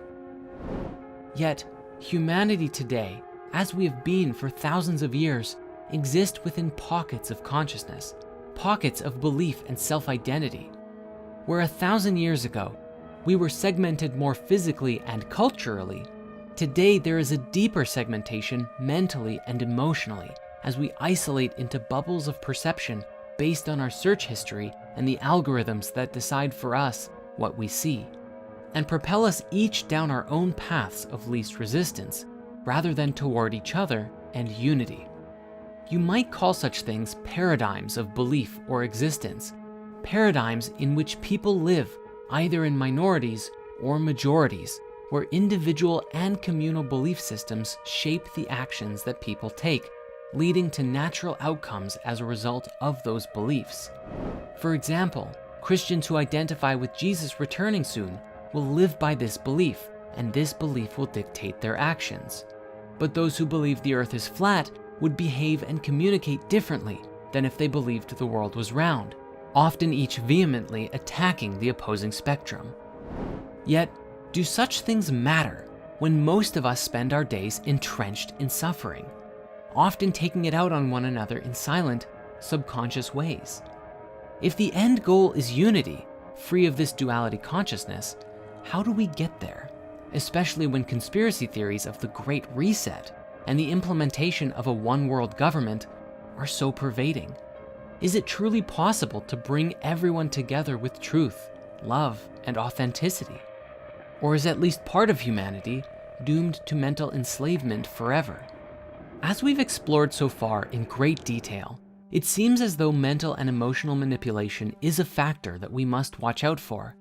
But there are a great many people who are asleep to this idea at all. They struggle through the day-to-day, but due to their own connections in life, fail to look for anything more. When doctors tell them that medication is the best and only way to treat their symptoms, they take it without asking any questions, and that's the end of the story. When the media tells them to be afraid of the pandemic, they comply, and fear reigns supreme. With this existing paradigm and so many entrenched in it, do we have any hope of truly liberating ourselves in mass? More to the point, are we truly ready for such a change? In 2020, humanity collectively learned a lesson about the nature of quarantine, separating and isolating ourselves from each other for long periods of time. However, the lessons of quarantine go deeper than our physical lives, for we also saw and learned about the layers of quarantine within ourselves, between our egos and our souls, and explored just how much ability we give ourselves to ask questions and go deeper, or just accept things at a surface level. This is the reason we're discussing paradigms, because there are many paradigms out there, people asking questions and people who aren't. People who are listening to more than one source of information, learning and growing, and others who just like to talk, but ultimately take no action in their lives. We may liken it to the biblical parable of the sower and the seed, which says that there are those who hear the divine word of God and those who don't. And even in those who hear it, it sounds good at first, but unless the wisdom is nurtured, the seed dies and they quickly go back to their suffering and their life without spirit. So we can see then, these paradigms go beyond belief systems. They enter into and emerge from the realm of action. The invisible world and the visible world are deeply intertwined. Earlier on, we explored what might happen if humanity inherited advanced, nearly alien technology, and what would happen if we suddenly had limitless power and the freedom to travel the universe. While of course, it's easy to rebel against, say, NASA, who may or may not be withholding the truth at their highest level, it makes no difference if we're not able to look at our own behavior too, and see if we have earned such a gift. Historically, human history is filled with colonization, subjugation, domination, and the enslavement of others, human, animal, and all of nature. There is no question that today, undue prejudice like racism and sexism exists even within the structures of society, and one that often goes undiscussed but is just as significant is speciesism. You may be fascinated to watch the Speciesism documentary made by a young man who attempted to prove that animal farming wasn't really all that bad, but ended up discovering that while we all believe the Holocaust ended over 70 years ago, the truth is, there is still a Holocaust going on today, and it's found in the concentration camps that we keep animals in. Chickens, cows, pigs, even fish, all of them are subjugated against their will, dominated, terrorized, and killed in mass in order to feed our growing, consumption-focused population. There was a tipping point. When you come out on the other side intellectually, it's crippling. You're immediately confronted with a Holocaust that is occurring everywhere at all times. And everybody you know, your loved ones and people you hate, everywhere, they're all participating in it. It's a laughable subject when you bring it up. You know, when your friends and family, when they think it's cute that you've decided, you know, that you've taken you've decided to take an interest in the animal issue. And how in the world do you not see your life that you've lived up until that point when you've woken up and as inexcusable?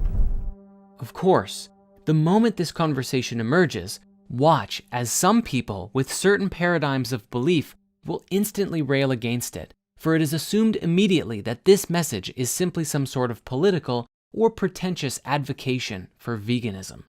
And while for this reason many turn to veganism, ask any Native American only a few hundred years ago who rode across the plains in groups hunting buffalo, and you will find that there are natural ways of hunting that encourage freedom for ourselves and complete respect for nature. In the paradigm of those native people, they were a part of the spirit of the land as much as the animals were. They shared space with nature, and as such, their paradigm of belief guided their actions into ways of being that were natural, sacred, and pure. Even with the technology of their time, they understood better their impact on the world around them with more clarity than many can in this later era today. At the time of this video's creation, modern animal farming is responsible for a tremendous body of disease and suffering, and the beliefs at the heart of the industry are that humans have the right to subjugate other species because we're bigger, smarter, and more capable. These beliefs are so deeply rooted in the collective unconscious that to shift these ideas in mass, it may take something big to uproot the paradigm. Even if we take a more biblical approach and observe that in Genesis, God gave humans dominion over the earth and its inhabitants, are we not still responsible to govern this world with grace, respect, and honor? We are the earth's keepers, not captors. But times have changed, and the technology of but a few hundred years ago has been quickly replaced by far superior tech. And what would happen if tomorrow we suddenly gained access to the power that we discussed? Limitless energy, free to travel the universe as we desired. With the existing paradigm of collective consciousness, it may turn out the exact same way as any Iron Man movie, or Avengers, or superhero film. What happens when the villain gets the arc reactor, or the Infinity Stones? It's nearly the same thing that misguided humans have done to each other and animals for millennia. They take what they want and care not of the consequences. And what would stop humanity from doing the same today? If our deep-rooted speciesism is not addressed, then what happens when humanity encounters an alien species we've never before seen? Unless they are supremely advanced and can destroy us with the flick of a wrist, but choose not to, which would be very humbling, what's to stop us from imposing our will upon them? In some ways, this question is a real representation of our world today. The pace at which technology has advanced and changed our lives may have outpaced our ability to evolve the wisdom appropriate for such power. Teenage girls' mental health is at an all-time low thanks to the glamification and addictive aspects of social media. Any resource-hungry company who can manage it monitors and invades our privacy. We have gained the ability to heat the earth, demolish rainforests, and shape the land perhaps more quickly than we can learn what the consequences of such power may be. Materially, we may be advanced, but spiritually, we have a lot of catching up to do. Speaking to this emerging paradigm, in some schools of geology, archaeology, and natural sciences, a new epoch of geological time has been proposed. As you may have seen in the Sumerian epic, the Pleistocene was followed by the Holocene, beginning around 11,650 years ago before today, which is the current period we are in now. However, increasing numbers of voices have argued that humanity's impact on the environment and our ability to alter the ecosystem of our world calls for us to be in a new epoch. This is known as the Anthropocene debate and argues that the natural world has become so affected by humans that it warrants a redefinition of our place in time. As of July of 2020, the International Union of Geological Sciences hasn't officially approved the term, but various start dates has been proposed for when this new paradigm of existence began, ranging from the beginning of the agricultural revolution all the way to 1945, when the fallout from the first atomic bomb altered the environment on a massive scale. Even Dr. Stephen Greer describes that many of the extraterrestrial species aren't concerned with violence at all, but rather are genuinely concerned with our attachment to violence as a species.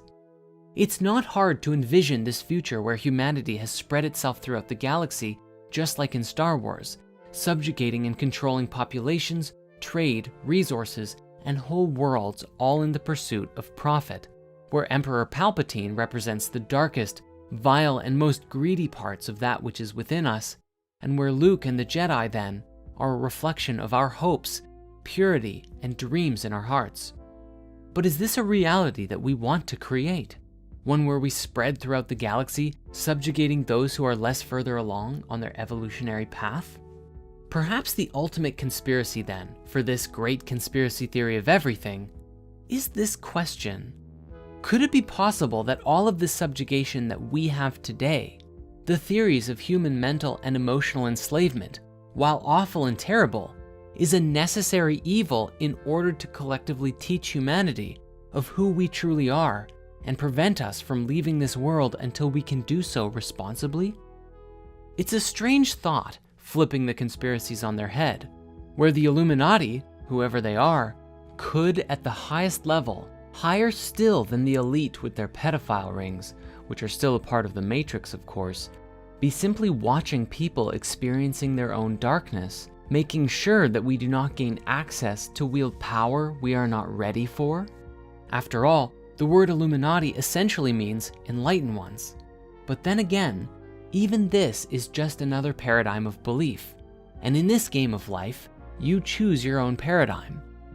We're not suggesting this is true either way, but it is something to be mindful of, as there are a great many paradoxes in existence, and we must be free to explore all of them where they lead us.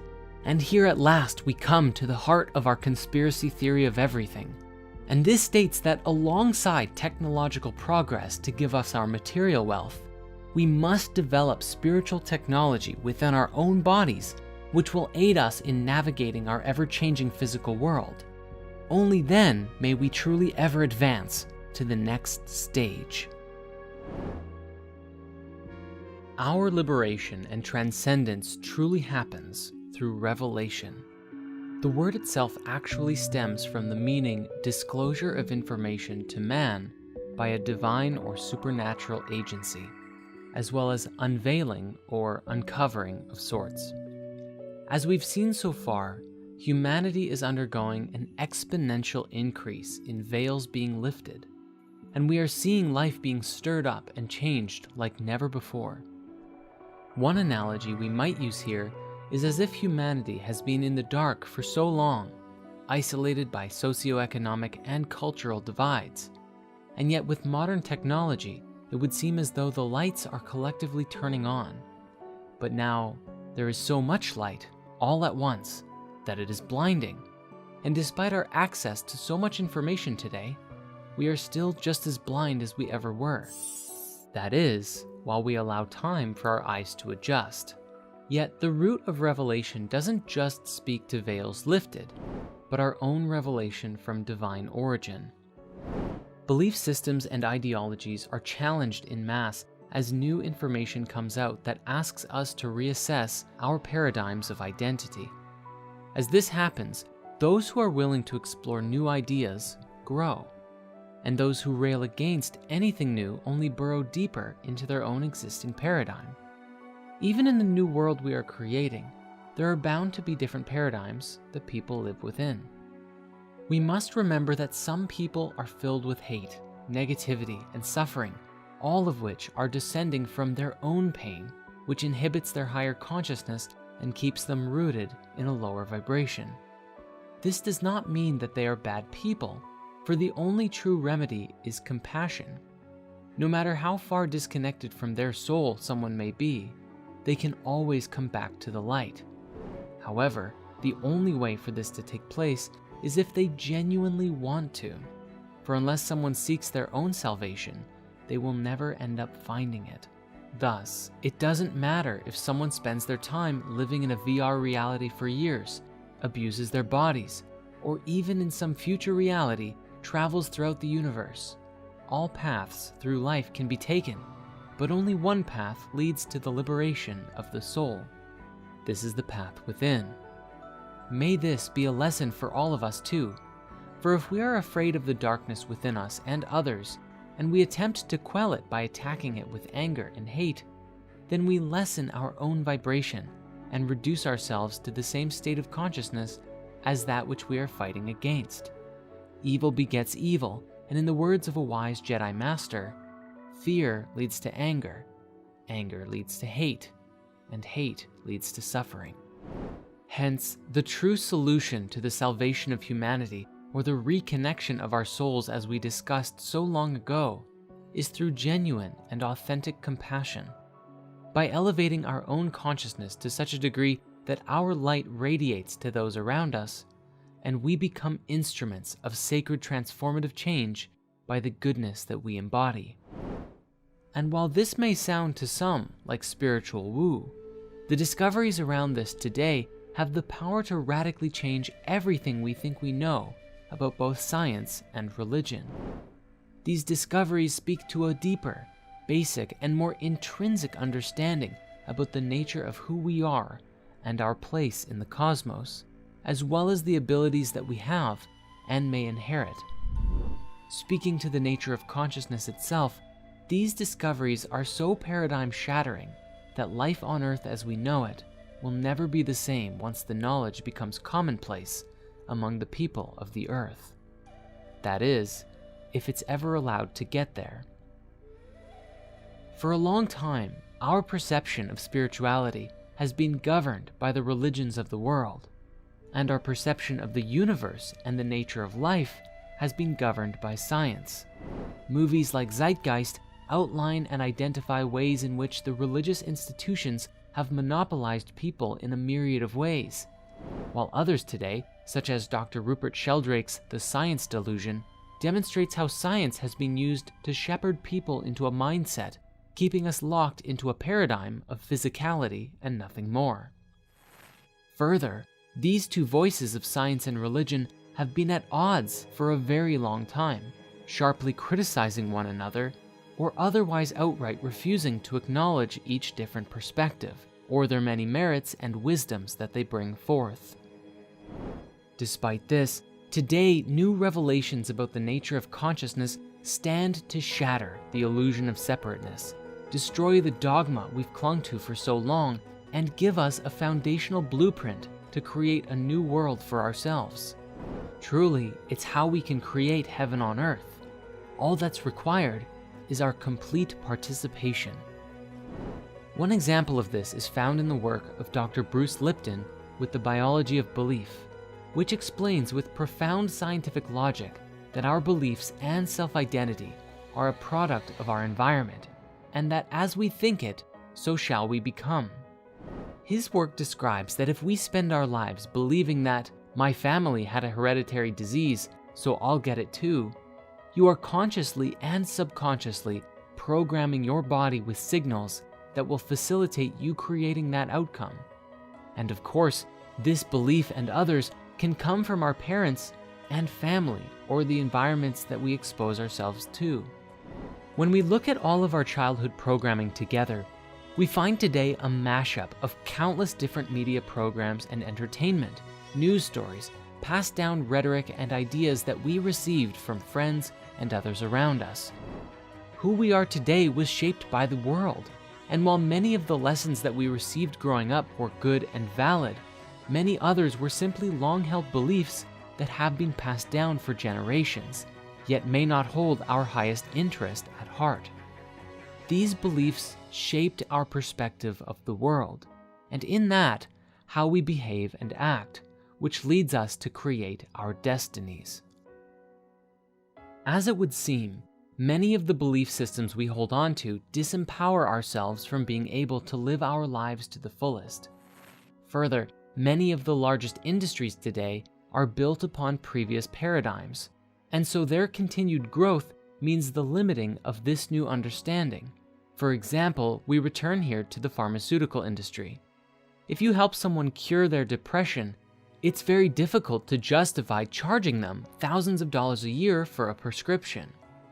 It is far easier and much more lucrative that their depression or illness will be with them for a very long, long time.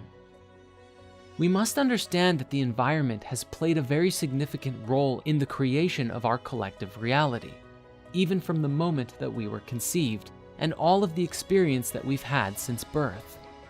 And while birth defects do exist, Bruce's research says that 95% of people have perfectly fine DNA and can change how their genes are expressing themselves if they will it so. For some, this may be easier than it is for others, but it's very empowering research nonetheless. If we can change the signals our bodies are receiving, the thoughts and feelings we tell ourselves and receive from others, the places we live, the music we listen to, the food that we eat, the entertainment we watch, all of these aspects will play a role in reshaping our lives by influencing us from surface to very deep levels. As Bruce's work suggests, it doesn't matter what ails you. If you can address the root cause and provide yourself with a stimulus of a higher vibration, there is nothing that you cannot heal. To add even more weight to the conversation of science and spirituality finding union, as we go back in time to explore the practices of our ancient world, we find the roots of spirituality steeped in mysticism. To many cultures, such as the ancient Egyptians, Greeks, Indians, Native American shamans, and other Aborigine tribes, we find a great body of wisdom concerned with mystical and altered states of consciousness, as well as the use of psychedelic plant medicine. Today, and thanks to some amazing scientific pioneers, such as Dr. Rick Strassman, and even the darker experiments we've explored already concerning psychedelics, these substances are powerful tools that can be used in a myriad of ways. The stories of the Montauk experiment say that people in the labs had their psychic abilities enhanced to the point where they could materialize objects out of thin air, but at the cost of their emotional and mental stability. This further alludes to the theories put forth by psychedelic scientists who discuss and theorize that there may be other dimensions or realms of existence that seem to exist all around us, which psychedelics give us access to not just to visualize, but interact with, which enhance our own psychic abilities. It is herein we find a powerful surge of revelation that pours through concerning science and religion, for it is not entirely uncommon for a number of beings to visit you during your journeys, including meeting ascended masters such as Thoth, Jesus, or Buddha, magical beings such as elves or dragons, or even aliens of a wide variety of kinds.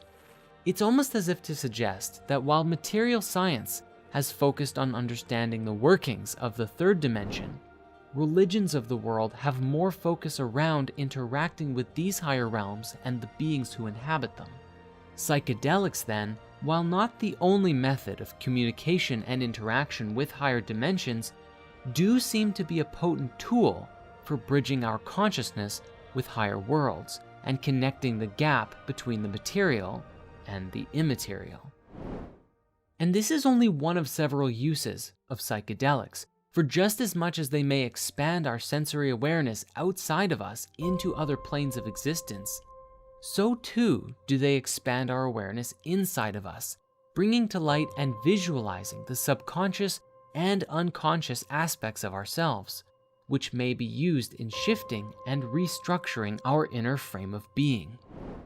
As the Institute of Noetic Sciences is proving today, along with what was put forth by Dr. Bruce Lipton, our consciousness and intention steers our reality, steers our focus and therefore our actions.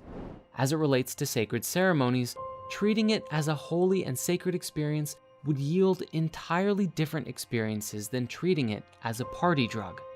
And so while deep healing can happen with plant medicine, that doesn't mean that it will happen, and ultimately, it comes down to you. Today, a remarkable number of testimonials have been shared from those who have participated in these plant medicine ceremonies, especially when under the care of a true shaman. These kinds of ceremonies provide a sacred space for purging darkness, revealing profound truth, finding healing and forgiveness, and the merging of the soul. But it's not just ayahuasca, for even psilocybin mushrooms are showing tremendous success rates in clinical trials for helping people cure their depression, anxiety, or addiction to smoking, drinking, and other substance abuses, far above any other conventional methods for treating the same things. This is something that we must learn to take seriously, but we also must approach it with caution. Just as much as there are genuine shamans and amazing pure-hearted healing centers, there are also plant medicine charlatans who will attempt to use these vulnerable states that the psychedelic states facilitates and use them for malicious or self-centered purposes. This can happen when the intention of the space or the shamans are not fully in alignment with the soul, nor in authenticity or integrity. For this reason, we personally at Spirit Science will only recommend healing centers that we have been to and verified their quality, and we highly recommend watching our YouTube movie, Are Miracles Real? The Secret Mysteries of Ayahuasca, if you haven't seen it already. Set, setting, and substance are all important when it comes to plant medicine healing, and often just doing something local in a city with untrained shamans or just going with the cheapest option available can do more damage than good. Someone who might truly benefit from a ceremony could all the same have a psychotic breakdown if they have too much in an improper environment or with shamans who are unfit to deal with the depth of psychic energy that is released in the ceremony. And to that end, this very well may be one of the aspects of psychedelics that we as a species will have to grapple with. For their return to our lives in a meaningful way, just as the ancient mystics practiced so long ago, comes with the revelation of a deeper psychic connection with one another. This notion alone may bring with it a great deal of chaos as we come to recognize that our thoughts and feelings are not isolated within us, but extend beyond us in a field and connect with others in an intimate way. This awareness will ultimately bring us together, but the fear of it will also drive many to violently oppose it and deny its existence. One arcane piece of wisdom that may further add weight to this notion is that change is a universal constant. Yet our society and collective egos are often built upon a long-lasting sense of permanence. We often avoid change if we can, and this leads to holding on to things for longer than we ought to, which of course creates more suffering in the process. For those who embrace these mystical states, who explore the nature of higher realms, whether through plant medicine, meditation, lucid dreaming, or through other spiritual practices, a new paradigm begins to emerge, and in this world, true transcendence becomes possible, and the changes that are coming over the following decades will be much easier than they may be otherwise. This has to be a personal choice for each of us, as many will choose to fight for the old paradigm, and the transition to the new may be even more chaotic and uncomfortable for those who do. And just as the scientific paradigms go through profound changes, revealing an even more connected understanding of reality, so too will the world's religions be forced to transform. If people en masse begin experiencing the ascended master avatars together in these higher worlds, then religious separation must fall away, as the many dogmas of the world too break down, revealing a much more universal truth, true unity consciousness, and the demiurgic state of being can no longer survive within our bodies and minds.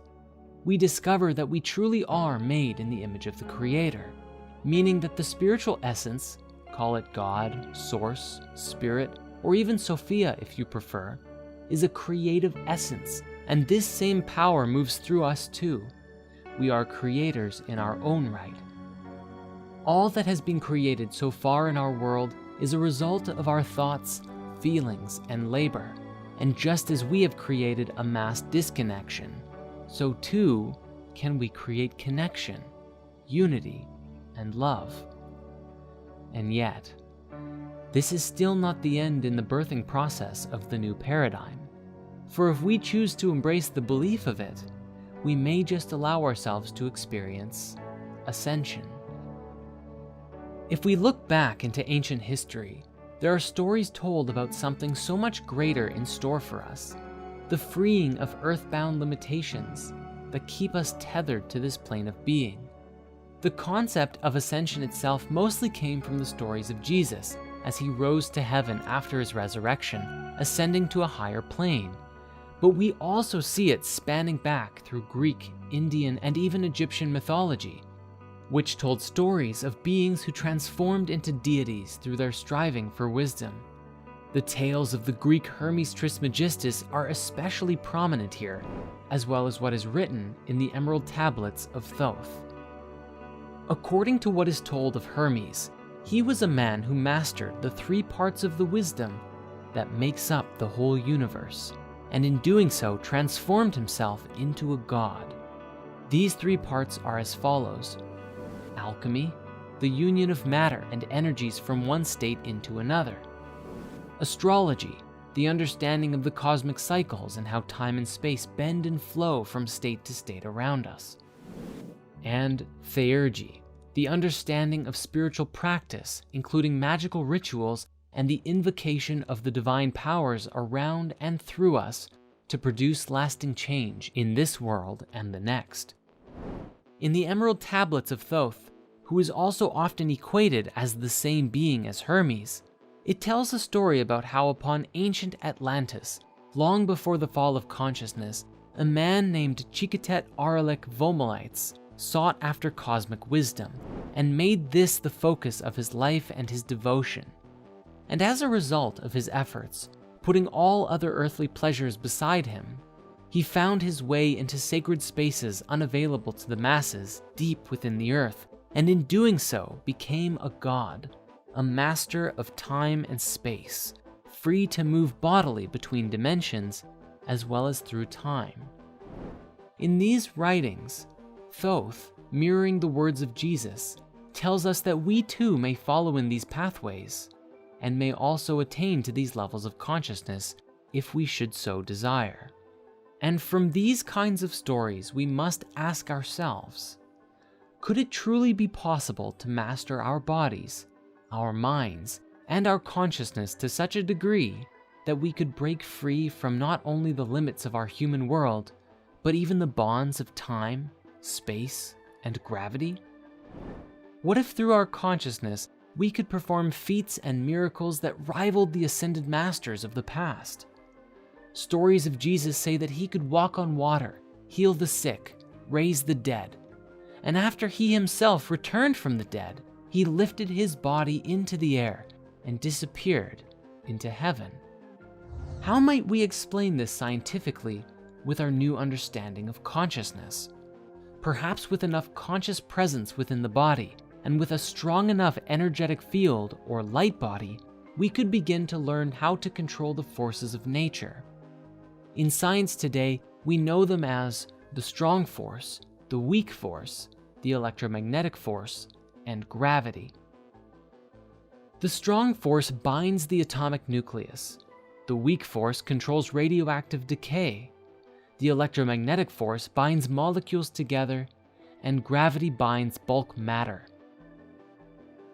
Out of these 4, gravity is the least understood, having seemingly negligible effects on molecules or atoms due to their mass.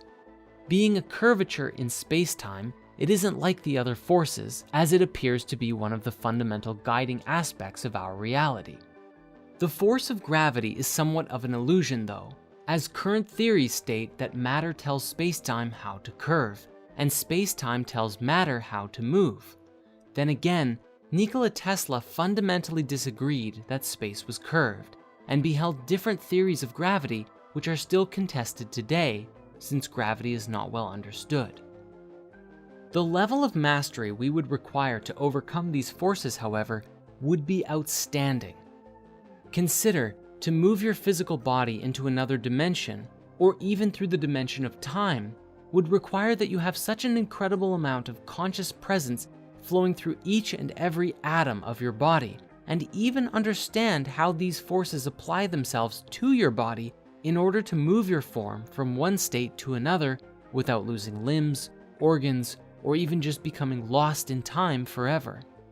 On one hand, This may be possible with enough technological know-how, yet on the other hand, true transcendent liberation may only come through utilizing our biological technology that we have been given. With spiritual devotion, it is likely that the first aspect we would learn to manipulate would be gravity, giving us the ability to levitate and move our bodies in 3 dimensions through space by understanding and warping it around us. Then, greater levels of mastery will enable us control over the electromagnetic force, meaning our molecules. This may give us power to change how our bodies appear, and potentially even support our body's renewal long past what we would normally consider possible. This may be the secret to physical immortality. After that, we could learn to consciously play with our atoms, which would support us in transforming our bodies and potentially other objects at will. Is this what Thoth described when he said he was free to move through time and space? Or could it be what was said about the ancient Lemurians and how they were able to change their bodies at will?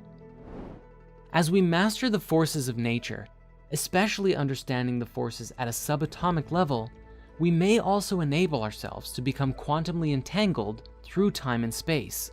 We may learn how to physically time travel or move into other dimensions of reality. We can travel throughout the universe and search for new planets and other species to connect with. As we explored previously, often stories of profound DMT experiences, people describe arriving in elaborate geometric cities and meeting beings of light. While psychedelics can sometimes give us a glimpse of seeing these worlds temporarily, with a high enough level of mastery over the forces of nature, it may be possible to travel there bodily. What's especially curious about this entire theory, however, is that it seems to depend entirely upon our own belief systems as to whether it becomes possible. And yet, this is self-evident by nearly all of our technological evolution today, and the speed at which we may attain these levels also depends entirely on us. Think about it. If nobody ever had any interest in building a car, or collectively we didn't believe that an automobile was even possible, then we would all still be riding horses right now. There was a time in mass when nobody believed it would be possible to ever set foot on the moon, until enough stories, like the writings of Jules Verne, inspired enough imaginations, and suddenly this once impossibility became a collective dream, and then transformed into an actual ambition. But had those books never been written, and the dreams never believed or considered, we certainly wouldn't have rockets going up and down into the atmosphere on a regular basis. Therefore, this process of ascension may take no time at all, or it may take thousands of years for us to attain this level of mastery. It really depends on us and our desire to reach into this kind of higher reality. For many, this future feels out of reach without significant help, as nearly all of us are lost to some degree within the demiurge, doing our best within the circumstances that have befallen us in life, and the amount of healing work and spiritual discipline that is required to be done is tremendous. Further, not all souls are willing to embrace this information, for it is an entirely new paradigm of belief that conflicts with their existing one, and thus it is far easier and far safer to not consider anything new. And that's the ultimate caveat here. Just as we explored before, if you want to believe a belief system that doesn't agree with the majority of the world, such as the Earth being flat or even hollow, either way, your belief system will inform your actions, and this dictates the quality of your life. And then we have to ask the question, if someone believed in something that was completely untrue, but this person had a happier life, would we find the argument that this belief, even if untrue, was a good one to hold? Asked in a simpler way, is it better to be right or to be happy or fulfilled? It seems in the end, this is something for each of us to decide. For while so many look to these conspiracy theories with fear of the influence of control imposed upon them, does that not also indicate that their beliefs limit what they are capable of doing based on the control systems that they believe are there? However, if at the highest level of creative powers behind all things in the universe is truly benevolent, as nearly every spirituality of the world has purported since the dawn of man, then that would also indicate that the deep state and all the negative powers that be are also a part of the divine order, even necessary for us for some reason, perhaps in learning the lessons of who we are on our great journey of discovery as humans. These conspiracy theories, while certainly dark and often terrible, could even be a fundamental necessity in order for ascension to take place one day in the future. While for some, the ascension paradigm resonates true and certain, for others, there is doubt and skepticism, fear and loathing. And certainly, it is for each of us to find our own truth and to embrace all that life has to offer with open hearts and minds. What happens if you embrace the ascension path, but at the end of your life, you still cannot fly? Does that make you wrong? Or does that simply mean that you have more work to do on your soul path before you can get there? We may also be reminded of the legendary 4-minute mile, in which for as long as history can tell, humanity believed it was impossible to run a mile in only 4 minutes. That is, until 1954, when Roger Bannister completed the run in 3 minutes and 59 seconds. Then, like explosions going off around the world, the 4-minute mile was broken again and again and again. As the belief system that it was impossible was shattered, suddenly a new paradigm was entered, and now running 4-minute miles are commonplace. What this shows us, it would only take one person publicly demonstrating that they can levitate their body, revealing this gift to the world, that would trigger the ultimate of revelations, tremendous chaos most likely, as belief systems and paradigms shifted all over the world, and we begin to emerge into a new, ascended reality. Then again, as we've seen time and time again, there are countless ways in which ideas like this are covered up, laughed at, insulted, or avoided altogether. As we've seen, the mainstream world likes to focus on specific things at specific times and facilitate micro and mass action through everything from fear to censorship. If there's one thing we've learned from this whole conspiracy theory of everything, is that this information is out there, but it's also not the most important thing to most people. But as long as the mainstream dictates the global conversation, and spirituality is hidden and veiled within entertainment as pure fiction, then perhaps these future transcendent realities will always be just out of our reach, as it's up to each of us to make personal decisions that steer us towards what we want, and realize that on the path up the mountain of transcendence lies an ever-increasing mountain of traps. The demiurge is very tricky, and it won't let go unless you shine your light bright enough to free yourself from the veil of the night. For the nature of the demiurge is to steer us further into the illusions, and it's our journey to work our way out. But hey, all of this, it's just a theory, a conspiracy theory of everything. And you know what?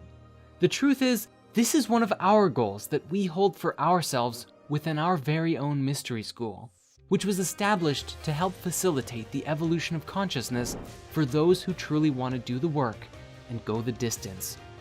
Each and every day, this growing community is actively discussing and working towards this kind of goal, but understanding that to get there, we must heal our inner wounds, balance our energies, and take leaps and bounds forward into embodying the highest expression of our souls. And so, if this message rings true for you, and you want to join us in this adventure, this work, please use the link below to come and experience spirit mysteries, and together may we transcend, here into the light.